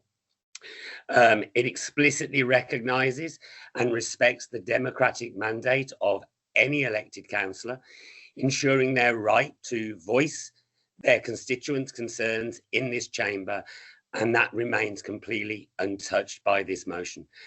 However, respecting a democratic outcome does not mean that we must fully endorse or normalise extreme rhetoric. The public statements we have seen regarding immigration, race and social identity are deeply divisive and run entirely counter to the inclusive values of our communities. By resolving not to enter into a formal or an informal alliance, we are sending a clear and principled message. And we will always uphold the dignity of every individual. And I support and certainly second this motion because it protects the integrity of our council while fully honouring the democratic process. So, thank you, Provost. Yep, thank you, Councillor Watts. Councillor Douglas, I'm really sorry I didn't bring you in first when you've clearly got a number one up at here, and I'm really sorry. But if you want to speak, Councillor Douglas. Thank you, Provost. No, it was didn't matter in which order. Just to say, I fully endorse all that my colleagues have said, particularly Councillor McMahon, who I think hit the nail on the head. I want to say something repeat something I said earlier, and that was that there is more that unites us than will ever divide us. We've seen two politicians who represented constituencies in England in the House of Commons in recent years lose their lives whilst serving their constituents. And that is a worrying trend. And I would not want to see that sort of rhetoric ever to come into our council chambers, and the fear or that, you know, intimidation being brought into our council. Now, I'm not saying that that would happen necessarily with Reform UK. However, what I would say is that a number of their candidates and some of their public statements have certainly given us all cause for concern. Now, we may have differences on, for example, independence of the union, or we might have differences when it comes to workers' rights or being in favour of the private sector at all costs. What I think most of us would soon realise that you can have these national positions, you can't do very much about it when you're here dealing with bins, roads, schools, and the bread and butter that actually matters to the public here in East Ayrshire. So for any politician that will get elected on a slogan of "Stop the Boats" coming into East Ayrshire Council after the next election, I'm afraid they're in for a bit of a dissy. The reality is they can maybe stop boats in the K Park Pond, but really nowhere else. And I hope that that poisonous rhetoric won't come into our chamber. But I absolutely stand firm that there should be no deals, no coalitions, and no formal or informal working arrangements with Reform UK should they enter this council chamber. I am clear, however, that they may well see the light if they're elected, and some of them may well vote for progressive policies. Of course, we can't stop them from doing that, but I hope, I really do hope, that if they are elected, they aren't elected in empty rhetoric and poisonous slogans, and will get down to do the business, the hard work that this council expects and that our electorate expects. Thank you, Provost. Yep, thank you, Councillor Douglas. They're in for a dissy. I like that saying. Councillor Jane Sangster. Yeah, thank you, Provost. I am more than happy to support this motion. I don't believe this is about denying anyone their democratic right to stand for election or to represent the people who choose to vote for them. If Reform councillors are elected, then they will be entitled to take their seats in this chamber, just as any other elected member is. But here's the thing, I don't believe that democracy requires us to form alliances or coalitions with parties whose values and policies absolutely conflict with ours. And I can respect the democratic process whilst still being honest about those differences and disagreeing with them. One of the areas that concerns me most is the rhetoric that's been used around people with disabilities and additional support needs. Reform politicians have repeatedly argued that there is widespread overdiagnosis of additional support needs and disabilities, and they've questioned the scale of support being provided. Senior figures have also advocated significant reductions in disability welfare and spending and tighter eligibility criteria for support. As elected members, I suspect every one of us has worked with families caring for children with additional support needs and with adults living with disabilities.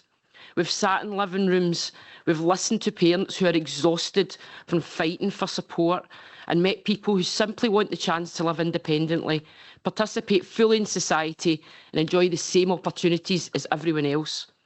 But for me, this is not just a political issue, it's personal. My own family has lived the experience of additional support needs, so I know firsthand the challenges, frustrations and anxieties that families face. I know what it feels like to navigate systems, to advocate relentlessly for support and to worry about whether the services your loved one depends on are still going to be there in the future, and it's absolutely exhausting.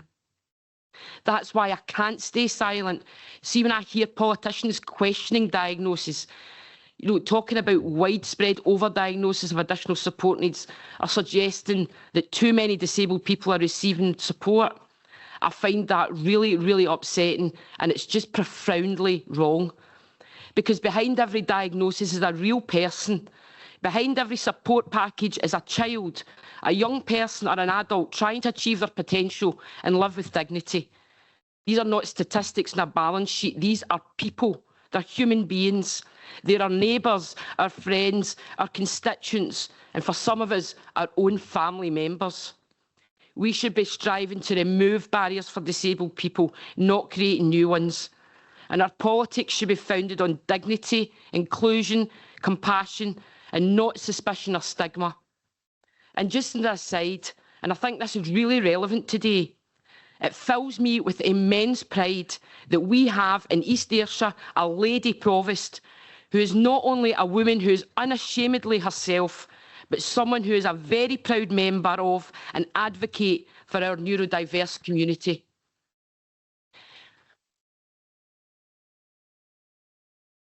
To finish off, I also find the growing disengagement from democracy really deeply concerning. Across this country, we are seeing far too many people lose faith in politics and are choosing not to vote at all. Regardless of political persuasion, that should worry every single one of us in this chamber. Because democracy only works when people participate and when they feel heard and when they believe their voice matters.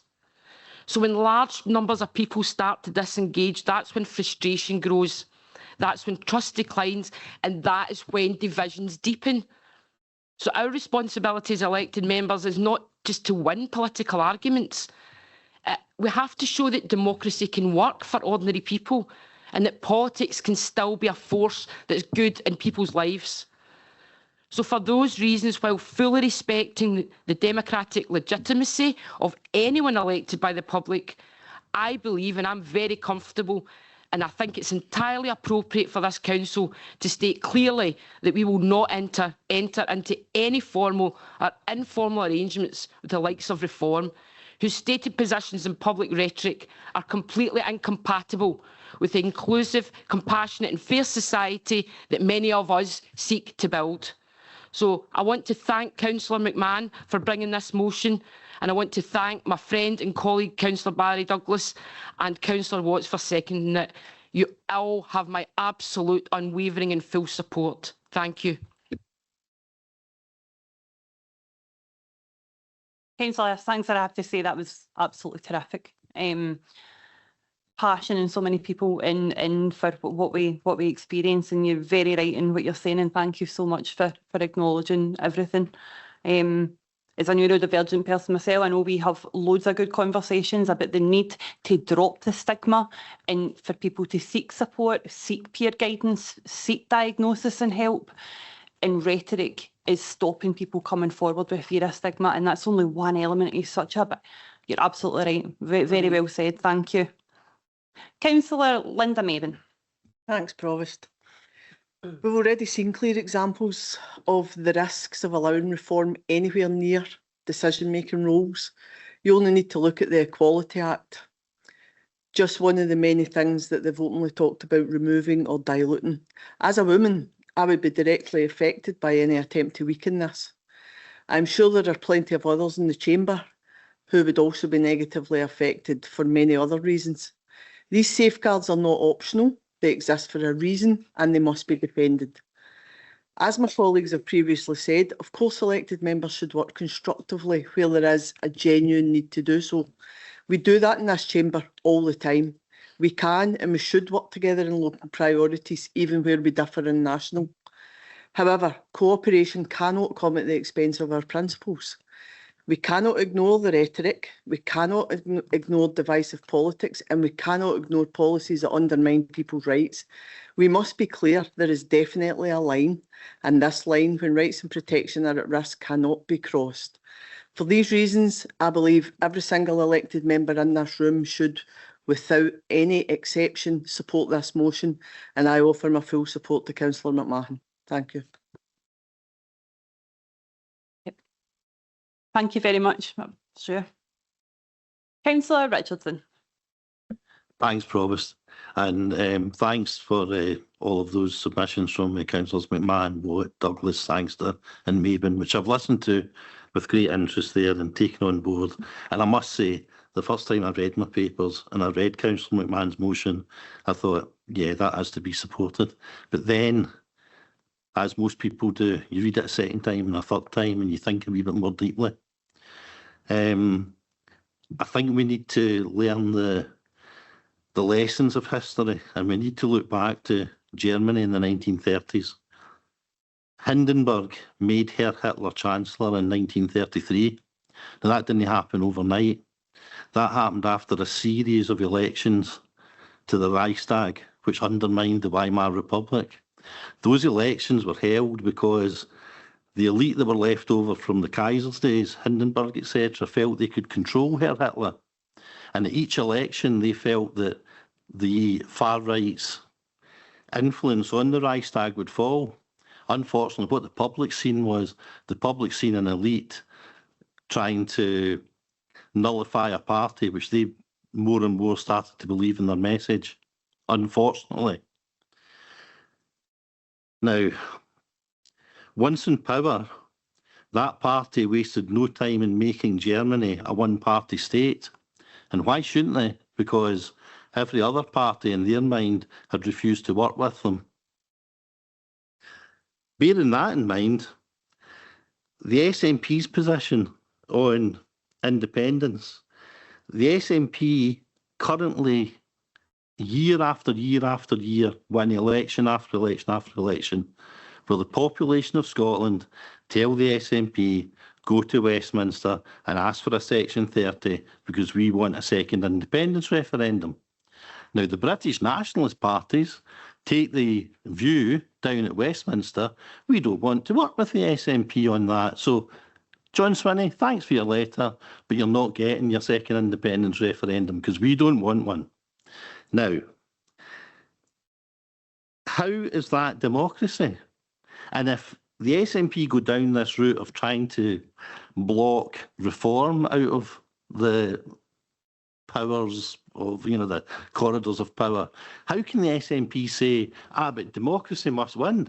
If the Scottish voters continually send us down to Westminster with the power to ask for Section 30, how can Westminster continually refuse?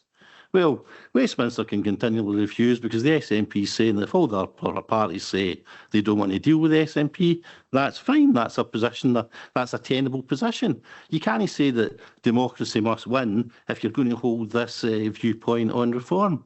Lastly, I agree with everybody that's spoken so far. Reform must be defeated, but they must be defeated at the ballot box by every one of us, all 32 of us, getting out on the doorsteps and telling people why reform are not their friends. Defeat them at the ballot box, but don't say to the public, if you vote for reform, when they come into council chambers, I won't speak to them, because then you're telling the public that they're dafties. If the public vote for reform, then we have got to take cognizance that the public have said reform councillors should come into this chamber, and then it's up to the rest of us to actually work where we can with these people, because the public have sent them here. And it's not up to 32 politicians to tell the public, don't vote for these people. And if you do vote for them, we won't work with them. That's not the role of a politician. A politician's role is to take notice of what the public have said. And that's all I want to say. Leader. Oh dear. The analogies with Nazi Germany there were absolutely appalling, and making that into what is our Westminster politics and what we're trying to achieve today. And I hear so much of Farage talking about veterans and all the rest of it, and what veterans fought for. My wee father in 1940 went to fight in France and was lucky to escape his life. And he hated fascism, and I hate fascism. I'll take no talk with it whatsoever. And I'll not be speaking to any fascists around this chamber ever, because I respect the rights of everybody, but they don't. And I think we've got to make that clear to the electorate. That's what their choice is. And it's absolutely appalling. What they intend to do with our National Health Service, which was one of the very, it's somewhere we hold sacred, to ensure all this anti-private health care, and we'll have Michelle Maud and acid. right, with all these, you know, the city benefactors profiteering out our health service. It's absolutely appalling, not to mind all the qualities that we're talking about here and everything. And worse than that, if you look at the examples, maybe get a wee bit more kind of reality of where we stand and where we see reform councils. And I've met reform leaders. I've met reform leaders when I was up at Cosley, my role, and they were quite interesting people. And it was great to see a couple of weeks after I'd met them that their councils were bankrupt because they had absolutely no regard of what they were doing and what they were doing in the public interest. And it's an absolute disgrace. So I suppose this exercise today is we need to open folks' eyes to what reform actually stand for. It's not just a protest vote.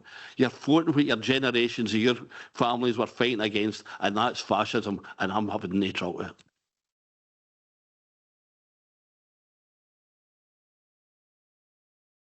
Yep, absolutely. Okay. Councillor Todd. Thanks very much, Provost. A few things I'd like to bring to the debate. When I used to sit in that chair where you're sitting, Provost, I used to quote some song lyrics in certain aspects, and the only person that knew every song was Davy Mitchell. So I'm going to do another one today. I think it's really, I think it strikes the right chord. Sorry for the pun. And that is, if you can judge a wise man by the colour of his skin, then, mister, you're a better man than I. And that says it all, because where Councillor Richardson, and I see where he's coming from with the democratic part, but this group we're talking about, and there's others as well, Restore and some more extreme right-wing things and parties are coming out, but this is the difference. Reform are not a political party, they're a private company. So to bring in American-style politics into the UK, where, and I would argue, as I'm sure my colleagues would, we were sick and tired of the status quo with the two main parties at Westminster all these years. But Reform are not a political party, they're a private company. And their politicians are not elected, they're appointed to be elected by the electorate. So there's no process of democracy and Reform. Now, David talked about the past. My mum and dad would be turning in their graves at the way this country, the way these isles are moving to the right, because I'm old enough, like a lot of folk in this chamber, to remember my mum and dad telling me about the scourge of fascism and how good people in these isles stood up against Mosley's black shirts and stopped them marching and stopped them having a voice. Because it's not about, it's about our children. We need to show our children and our grandchildren that we will make a stand against right-wing fascism Nazis. And that's what they are. They will come on the media, and the media's got a lot to blame for this because they're giving them a platform, but they'll come onto the media and they'll say, oh, you know, we're taking our country back. What country are they taking back? What does that ordinary man and woman in the street get back when a private company takes control? They're not getting anything back. What they're going to get is, oh my goodness, why did I vote for them? Because the changes they're going to bring in is going to affect every single one of us. And it's absolutely nothing wrong with standing up and saying to our public and beyond, I think we might be one of the first councils that's had one of these motions. For all the right reasons, I fully support it. And that's to say, we will not deal with right-wing fascism, because that's the way this is going to go. We never learn the lessons, do we? We never learn the lessons of the past. I do. I remember what my mum told me. And I fully support the motion, and we need to stand up. Interestingly, there's a Operation Ford, a lot of councillors know about that, and that's about the threat to politicians in this country. And there's a lot of pages coming up now. They change their name all the time. They're quite clever, the far-right fascists. And now they're calling us traitors if we don't support their right-wing views. And they're now saying, these traitors, that's me and all of us, well, oh, you'll be accounted for when we take control. So they're not talking about when they take control, they're talking about reform and restore taking control. And that's the way it'll go. Everybody's going to suffer. And we need to stand up at every opportunity and fight against them. Thanks, Provost. Yep. Thank you. Well said. Deputy Provost. Thanks, Provost. I don't disagree with much that's been said here today, and I listened to passionate speech earlier, couple of passionate speeches. Councillor Linda Maben mentioned the Equality Act, and it's no long ago that Farage, because he's the rise of reform, is the rise of Farage. I think we could probably blame the BBC for that, because they platformed them all the time. But he was saying that the Equality Act has failed young white working class males. We ken that's no, it's failed young white working class males. It's poverty in place and their socio-economic conditions. That's what's failing them. However, my question on the motion is, I'm not entirely sure what we're wanting face here the day, because we're 10 months out for an election, right? As far as I can, there'll be nothing that we can do the day. Supposing we already vote to support the motion, it'll not be binding on the next council, as far as I'm aware. And even if it was 6 months for then, if they get 2/3, if whoever was in the next council was 2/3 majority, they can revisit the motion. Now, none of the 32 years are back.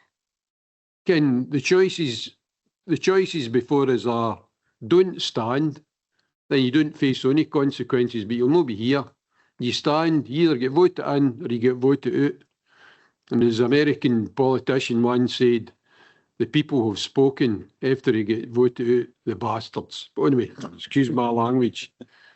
But the point I'm trying to make is we're going to be voting on a motion here that isn't binding on anybody. And that's the question I want to ask Councillor McMahon, is what is the purpose of that? Because to me, and I'm willing to have my mind changed, to me we're going to be voting on something that makes us look kind of silly because it's no binding on anybody. And then if we don't vote for it, it looks as if we're supporting reform. So that's my question. Thank you. John, through you, Provost, and a great question. So what we've done today, or hopefully have done today, is set a tone for this council.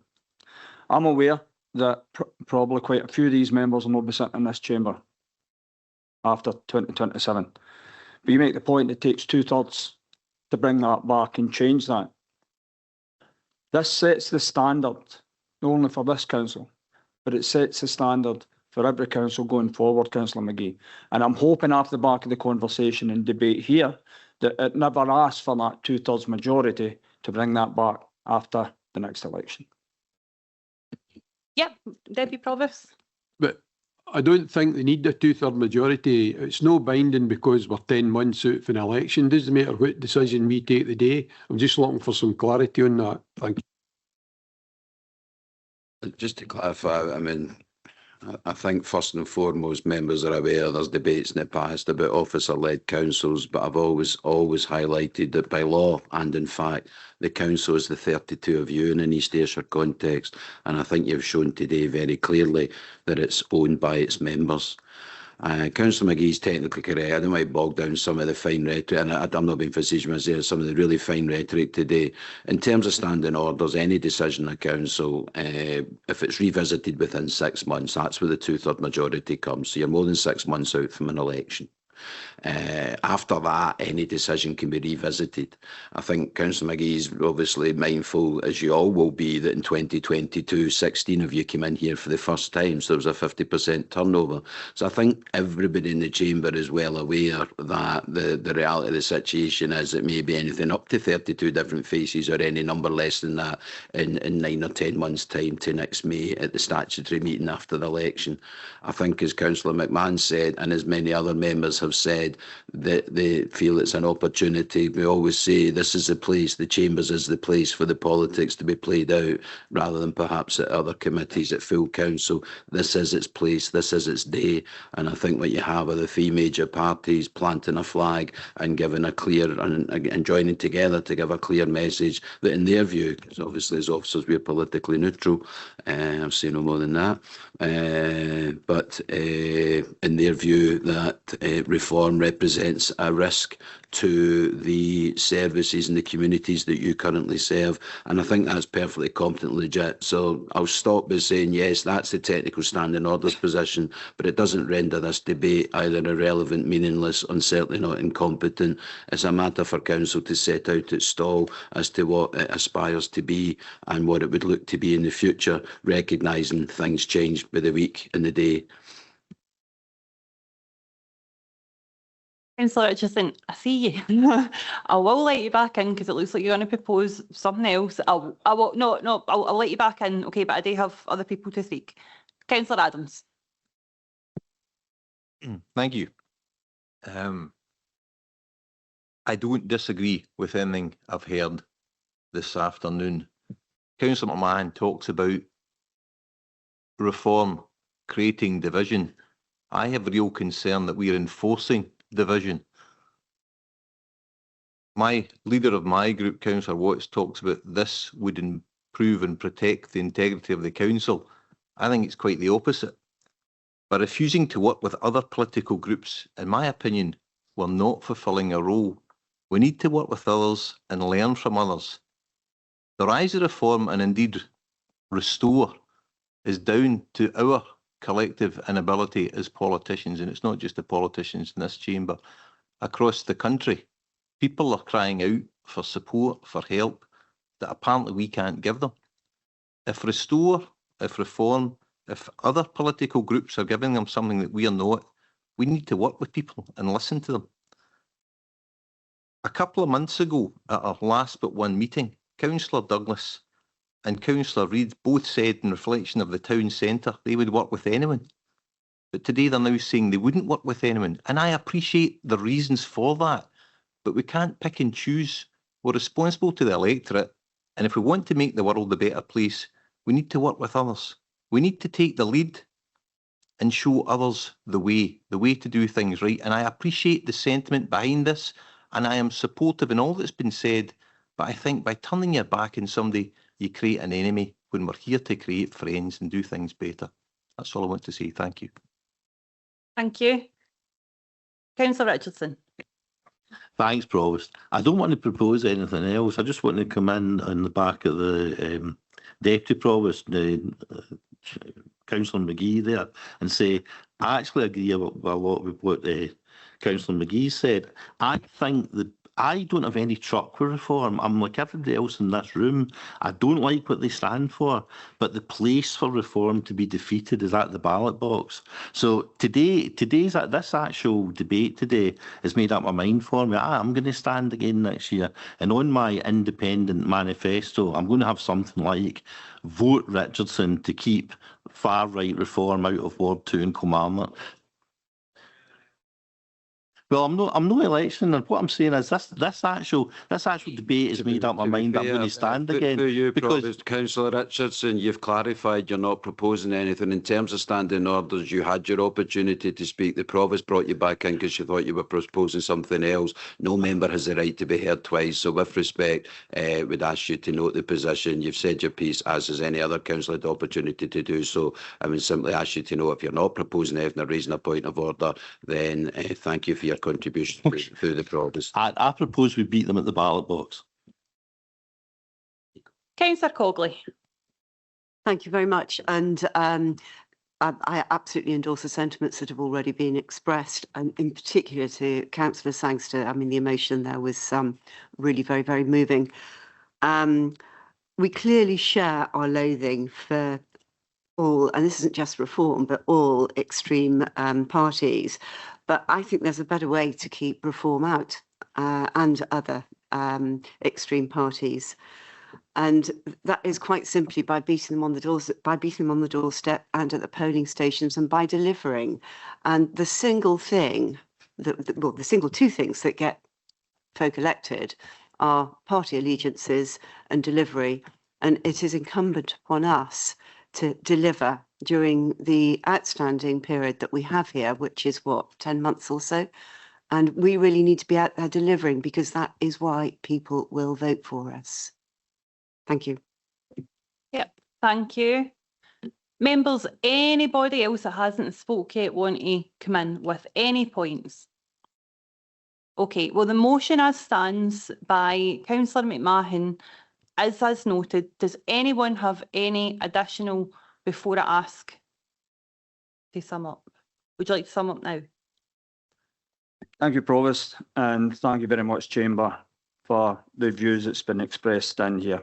And everybody's entitled to their views, as would be for any future councillor or councillor that comes in here. I was to back up on a couple of points. Reform are where they are, and it's through the media has been mentioned and how that promotion, to me, unfairly and unbalanced, promoted them. But what they've done since, it's exploiting people's anger and the resentment. That's been the rise of reform. So the political points have been made well about why people are in and the inequalities that exist today. But reform are exploiting it, and that's the issue. That's where they stand today. I couldn't work with some of the reform if they were elected in here, given some of the comments, and I'm going to quote a couple of comments, and they're repulsive. Please excuse me for this. I would melt Nigerians down for potholes. I couldn't work with anybody that would say that. The peoples that's coming off the boat, I would bring in more army recruits, young soldiers, and I'd line them all up and I'd shoot every single one of them. These are canvassers. These are councillors that's been elected as reform. They set the tone. They set the standards. The media elevates and gives them a platform to set these standards. So for me, my motion stands as it is. I am delighted with the passionate speeches, and thank you once again, Councillor Sangster, for that emotive speech, and it was well made, really well made, lads and Councillor, all the councillors that have contributed to this today, and it's very much appreciated. I move the motion, Provost. Thank you, Deputy Leader. Do we have anyone willing, their counter, thank you, given some of the inputs, because I'm no sure, is everybody in agreement that we want to go with the motion? Because there was some contrary. No amendments. You need to put an amendment in. Oh, just to remind, in terms of standing orders, that to get to a vote, there needs to be more than one motion and or an amendment. So you don't vote if there's no amendment. So again, and we've been here before, Councillor Richardson, in terms of it takes someone to move an amendment, somebody to second it.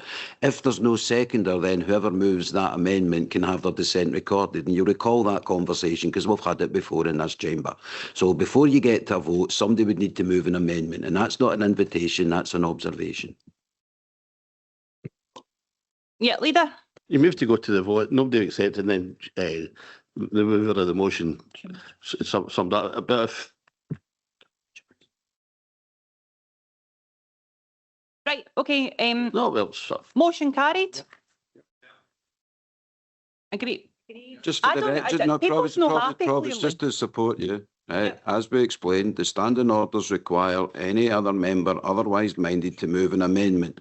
Even those members that have indicated that they don't disagree with what's been said, but they don't necessarily support the full approach and think it should be one in the ballot box or at the doorstep, have indicated, particularly Councillor Richardson, that he's not minded to move an amendment. So there is no competing issue in front of Council. We've explained that, and unless last call, any member is minded to move an alternative to the motion and have a seconder, then the motion would be carried. And if all members are clear in that, that's where you now are in the business, Provost. Thank you, David. Okay, members, motion carried. Thank you, Council. Okay, we are now moving on to, thank you. Motion by Councillor Graham Barton, and I'll pass to yourself, Councillor Barton. Thanks very much, Provost. Provost, I'll read out the motion and then I'll give a bit of commentary on it. So the motion is: Council recognises that green data centres are supported as national developments within the National Planning Framework 4 under the Digital Fibre Network. However, rapid technological advancement since the adoption of NPF4 in February of 2023 has seen hyperscale green AI data centres enter the Scottish planning system. Many of these applications seek plan permission in principle, delaying critical details in size, energy use and cooling solutions to a later stage. So I propose that the Council writes to the Scottish Government to request 1. Clearer guidance and policy direction on what qualifies as a green data centre to help local authorities make informed planning decisions. 2. Provision of a policy framework specifically relating to data centres. And 3. Legislation preventing large-scale green data centre applications from being submitted as planning permission in principle, or, alternatively, the provision of clear guidance and the minimum information detail required in order for a planning permission in principle application to be validated. So, as members know, as per Council standing orders, motions to full Council required to be submitted 14 days in advance of that meeting.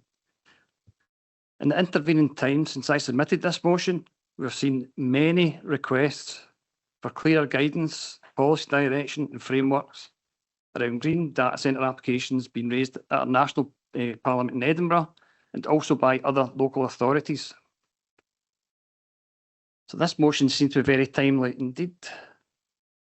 So, Provost, I think it's fair to say that it's not very often that motions involving planning policy are brought to full Council.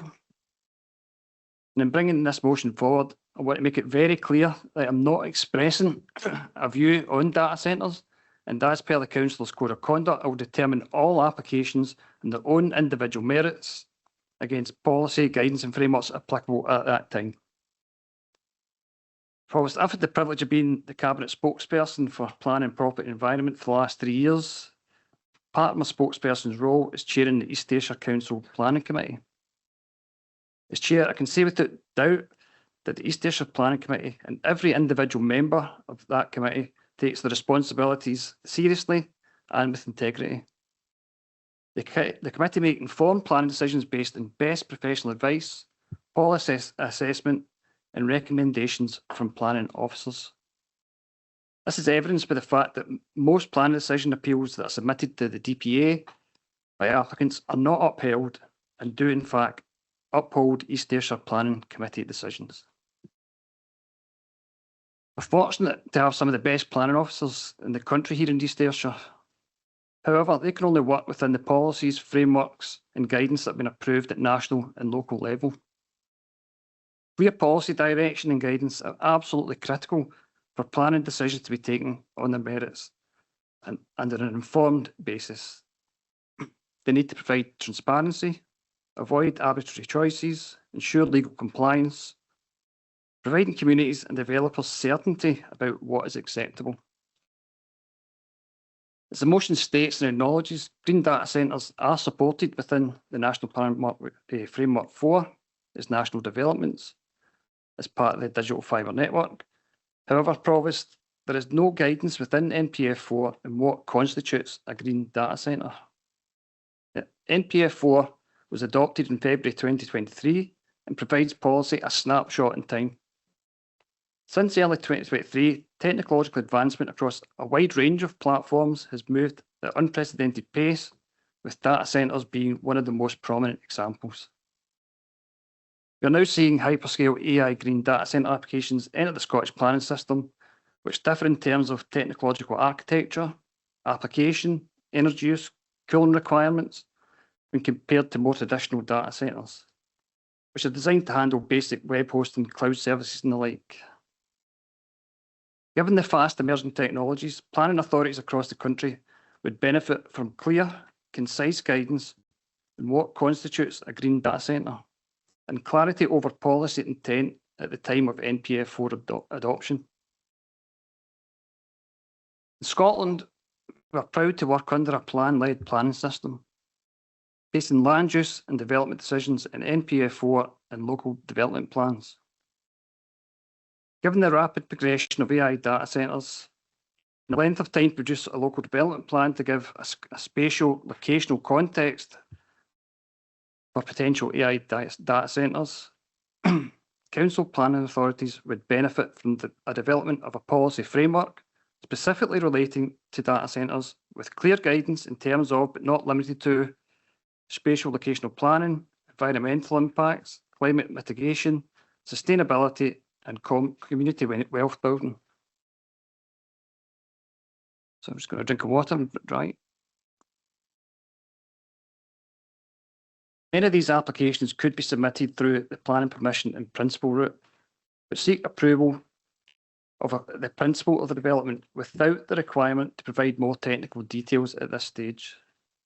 Given the scale and potential impact, fundamental information such as energy use, cooling systems, water usage, final building layout and design, sustainability and environmental impact is not being provided at this stage.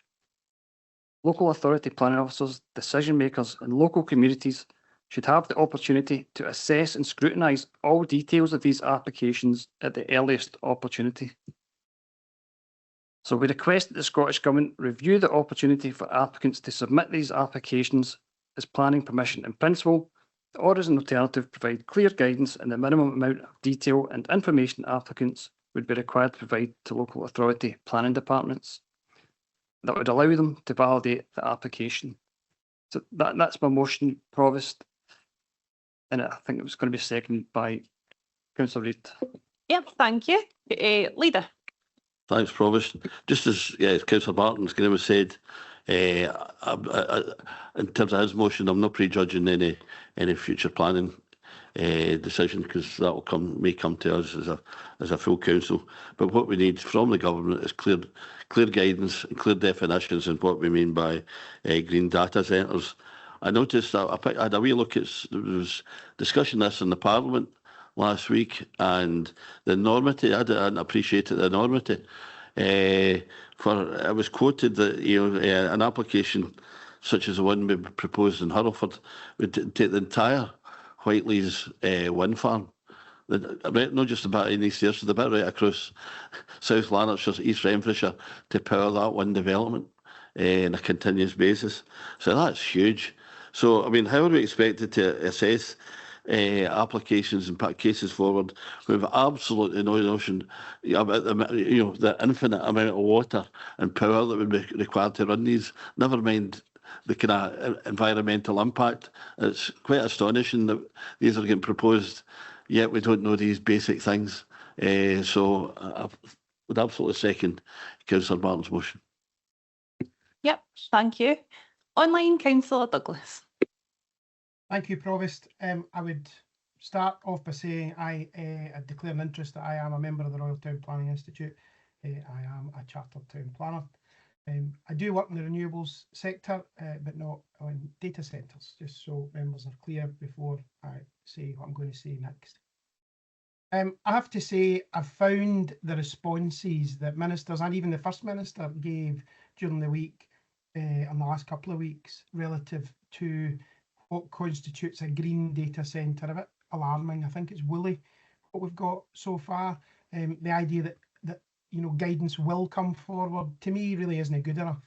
Putting green in front of something does not make it such.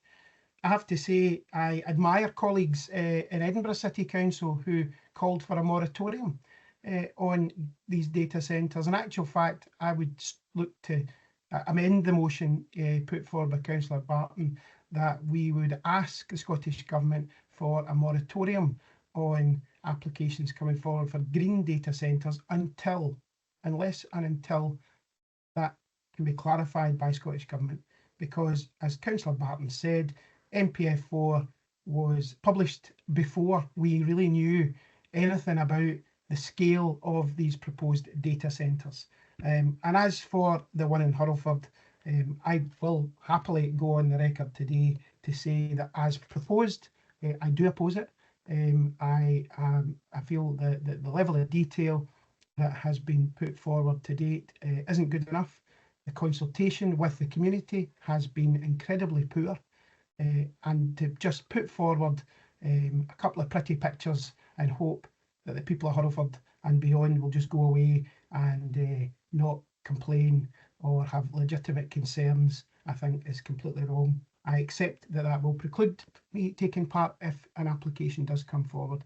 But for me, I would like to amend the motion, whilst absolutely welcoming everything Councillor Barton has said, but call for a national moratorium, not a local one, because I would accept that that isn't enforceable in Scotland, unless and until the Scottish Government can come forward with the information that I think is required for our planners.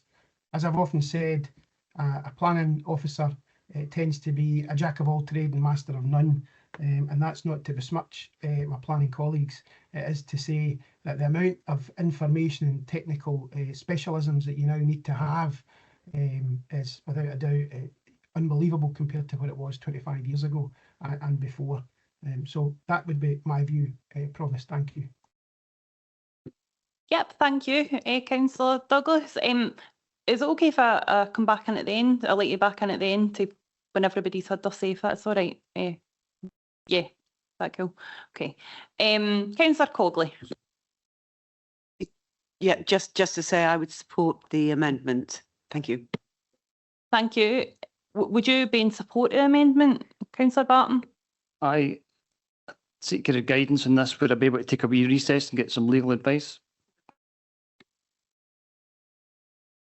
Yep. That'll help. It was really just, I was only trying to support the Provost to get that clarity whether the amendment is acceptable so that other members could form a view. If the amendment is acceptable, then there's no difference of opinion. But if you wish time to consider that, the options are either hear what other members have to say, or to have the adjournment to allow advice to be given. Any member's entitled to advice at any time, so it's up to yourself. Okay. Much the advice that I've taken during recess. I am happy. I'm making it clear that I am not predetermining any application that would come forward, but I am happy to accept the proposition of a moratorium until guidance is supplied by the Scottish Government. And if I think that would, and if that's okay with Councillor Douglas. Yep, Councillor Douglas. Agree with that. Yep, perfect. Okay, then I'll move on. There's some people want to speak. Councillor Boyd. Oh, I forgot, but never mind. I was saying that was quite a long hydration break there, you know. Aye. But anyway, you know, Councillor Barton's made some good points, and Councillor Douglas, you know, obviously the Ward 4 members, we've got the one out at Halford, and you've got to be careful what you say, but I'm like Councillor Douglas, we're not getting told enough. And if I go into the physics of it, you know, anytime you press a key in your phone, it's basically millions of transistor switching circuits, and that's just for basic things. In the produce heat, that's how your computer's got a fan in it. In a classroom at a school with 20 computers needs aircon, blah, blah, blah. So AI is just miles and miles steps above that. So see and we've not been told this, but see the energy needed to keep the cooling and all that of these transistor circuits and the housing of them. So we really do need more information in this, you know. I'm pretty concerned about it as well. No, absolutely fair. Thank you. Councillor Cogley. Oh, I don't know why I've got you written. Sorry, I have nothing further to say. Thank you. Absolutely fine. No, thank you, Councillor Cogley. Councillor Lennox. Thanks again, Provost. Again, I'm a member of Planning Committee, so per the Code of Conduct, I'm not going to express. I'm going to remain impartial and not express any opinion. But the proposed data centre at Purrock Farm in Hurlford lies within Ward 7, which I don't think is commonly known. But I would welcome any motion or any mechanism that helps us, both as councillors and planning committee, to be as well informed as possible in terms of any future deliberations that might take place in that respect. Thank you, Provost. Yep, thank you. We can't be making decisions in the dark. Councillor Maitland. Thank you. I was trying to remind myself what I was going to ask earlier as well. So I think what we are looking for as members of the committee, and I'm a member of the committee, and I did sit in the last LDP and share that, and we're now into a new LDP. Now, as a member of the committee, I'd just like to say the LDP is now out of date. As Councillor Barton said, it's a snapshot in time what happened in 2023. So Already the technology's moved on. Even by the time the Scottish Government comes to decision, technology might have moved on again. Alternative sources of energy, for example, if you look into AI centres, it's actually geothermal, and another one was nuclear. So who's to say it has to be, you know, a certain type of technology when something else could be coming along? But for people who sit on the committee, what we need is guidance to align our decision making with any applications that come in. And we can't do that just now when the advice isn't there or if the advice isn't full. And I don't think NPF4 gives us the full advice. So that's just my comments on it. Thank you very much. Yep, absolutely fair. Thank you. Anyone else? So just to be clear, the new motion in terms of the wording, so we all know what we're agreeing to, is to include the moratorium as it is with the inclusion of the moratorium. Through you, Provost. Yeah, that's great, thank you. My understanding is it's the wording that is already before you members, but in addition, there is an amendment that is part of asking the council to write to the Scottish Government to request certain things. It is to invite the Scottish Government to put in place a moratorium on green data centres until further guidance comes forward. Yeah. Okay, right, perfect, thank you. So we're all really clear now on what's been added. Anyone else? Okay, we're happy to agree. Perfect. Thank you, members. Okay, so members, I'm just going to propose a 5-minute recess because we're moving into exclusion of press and public. So if I could ask all others to please leave the room. Thank you.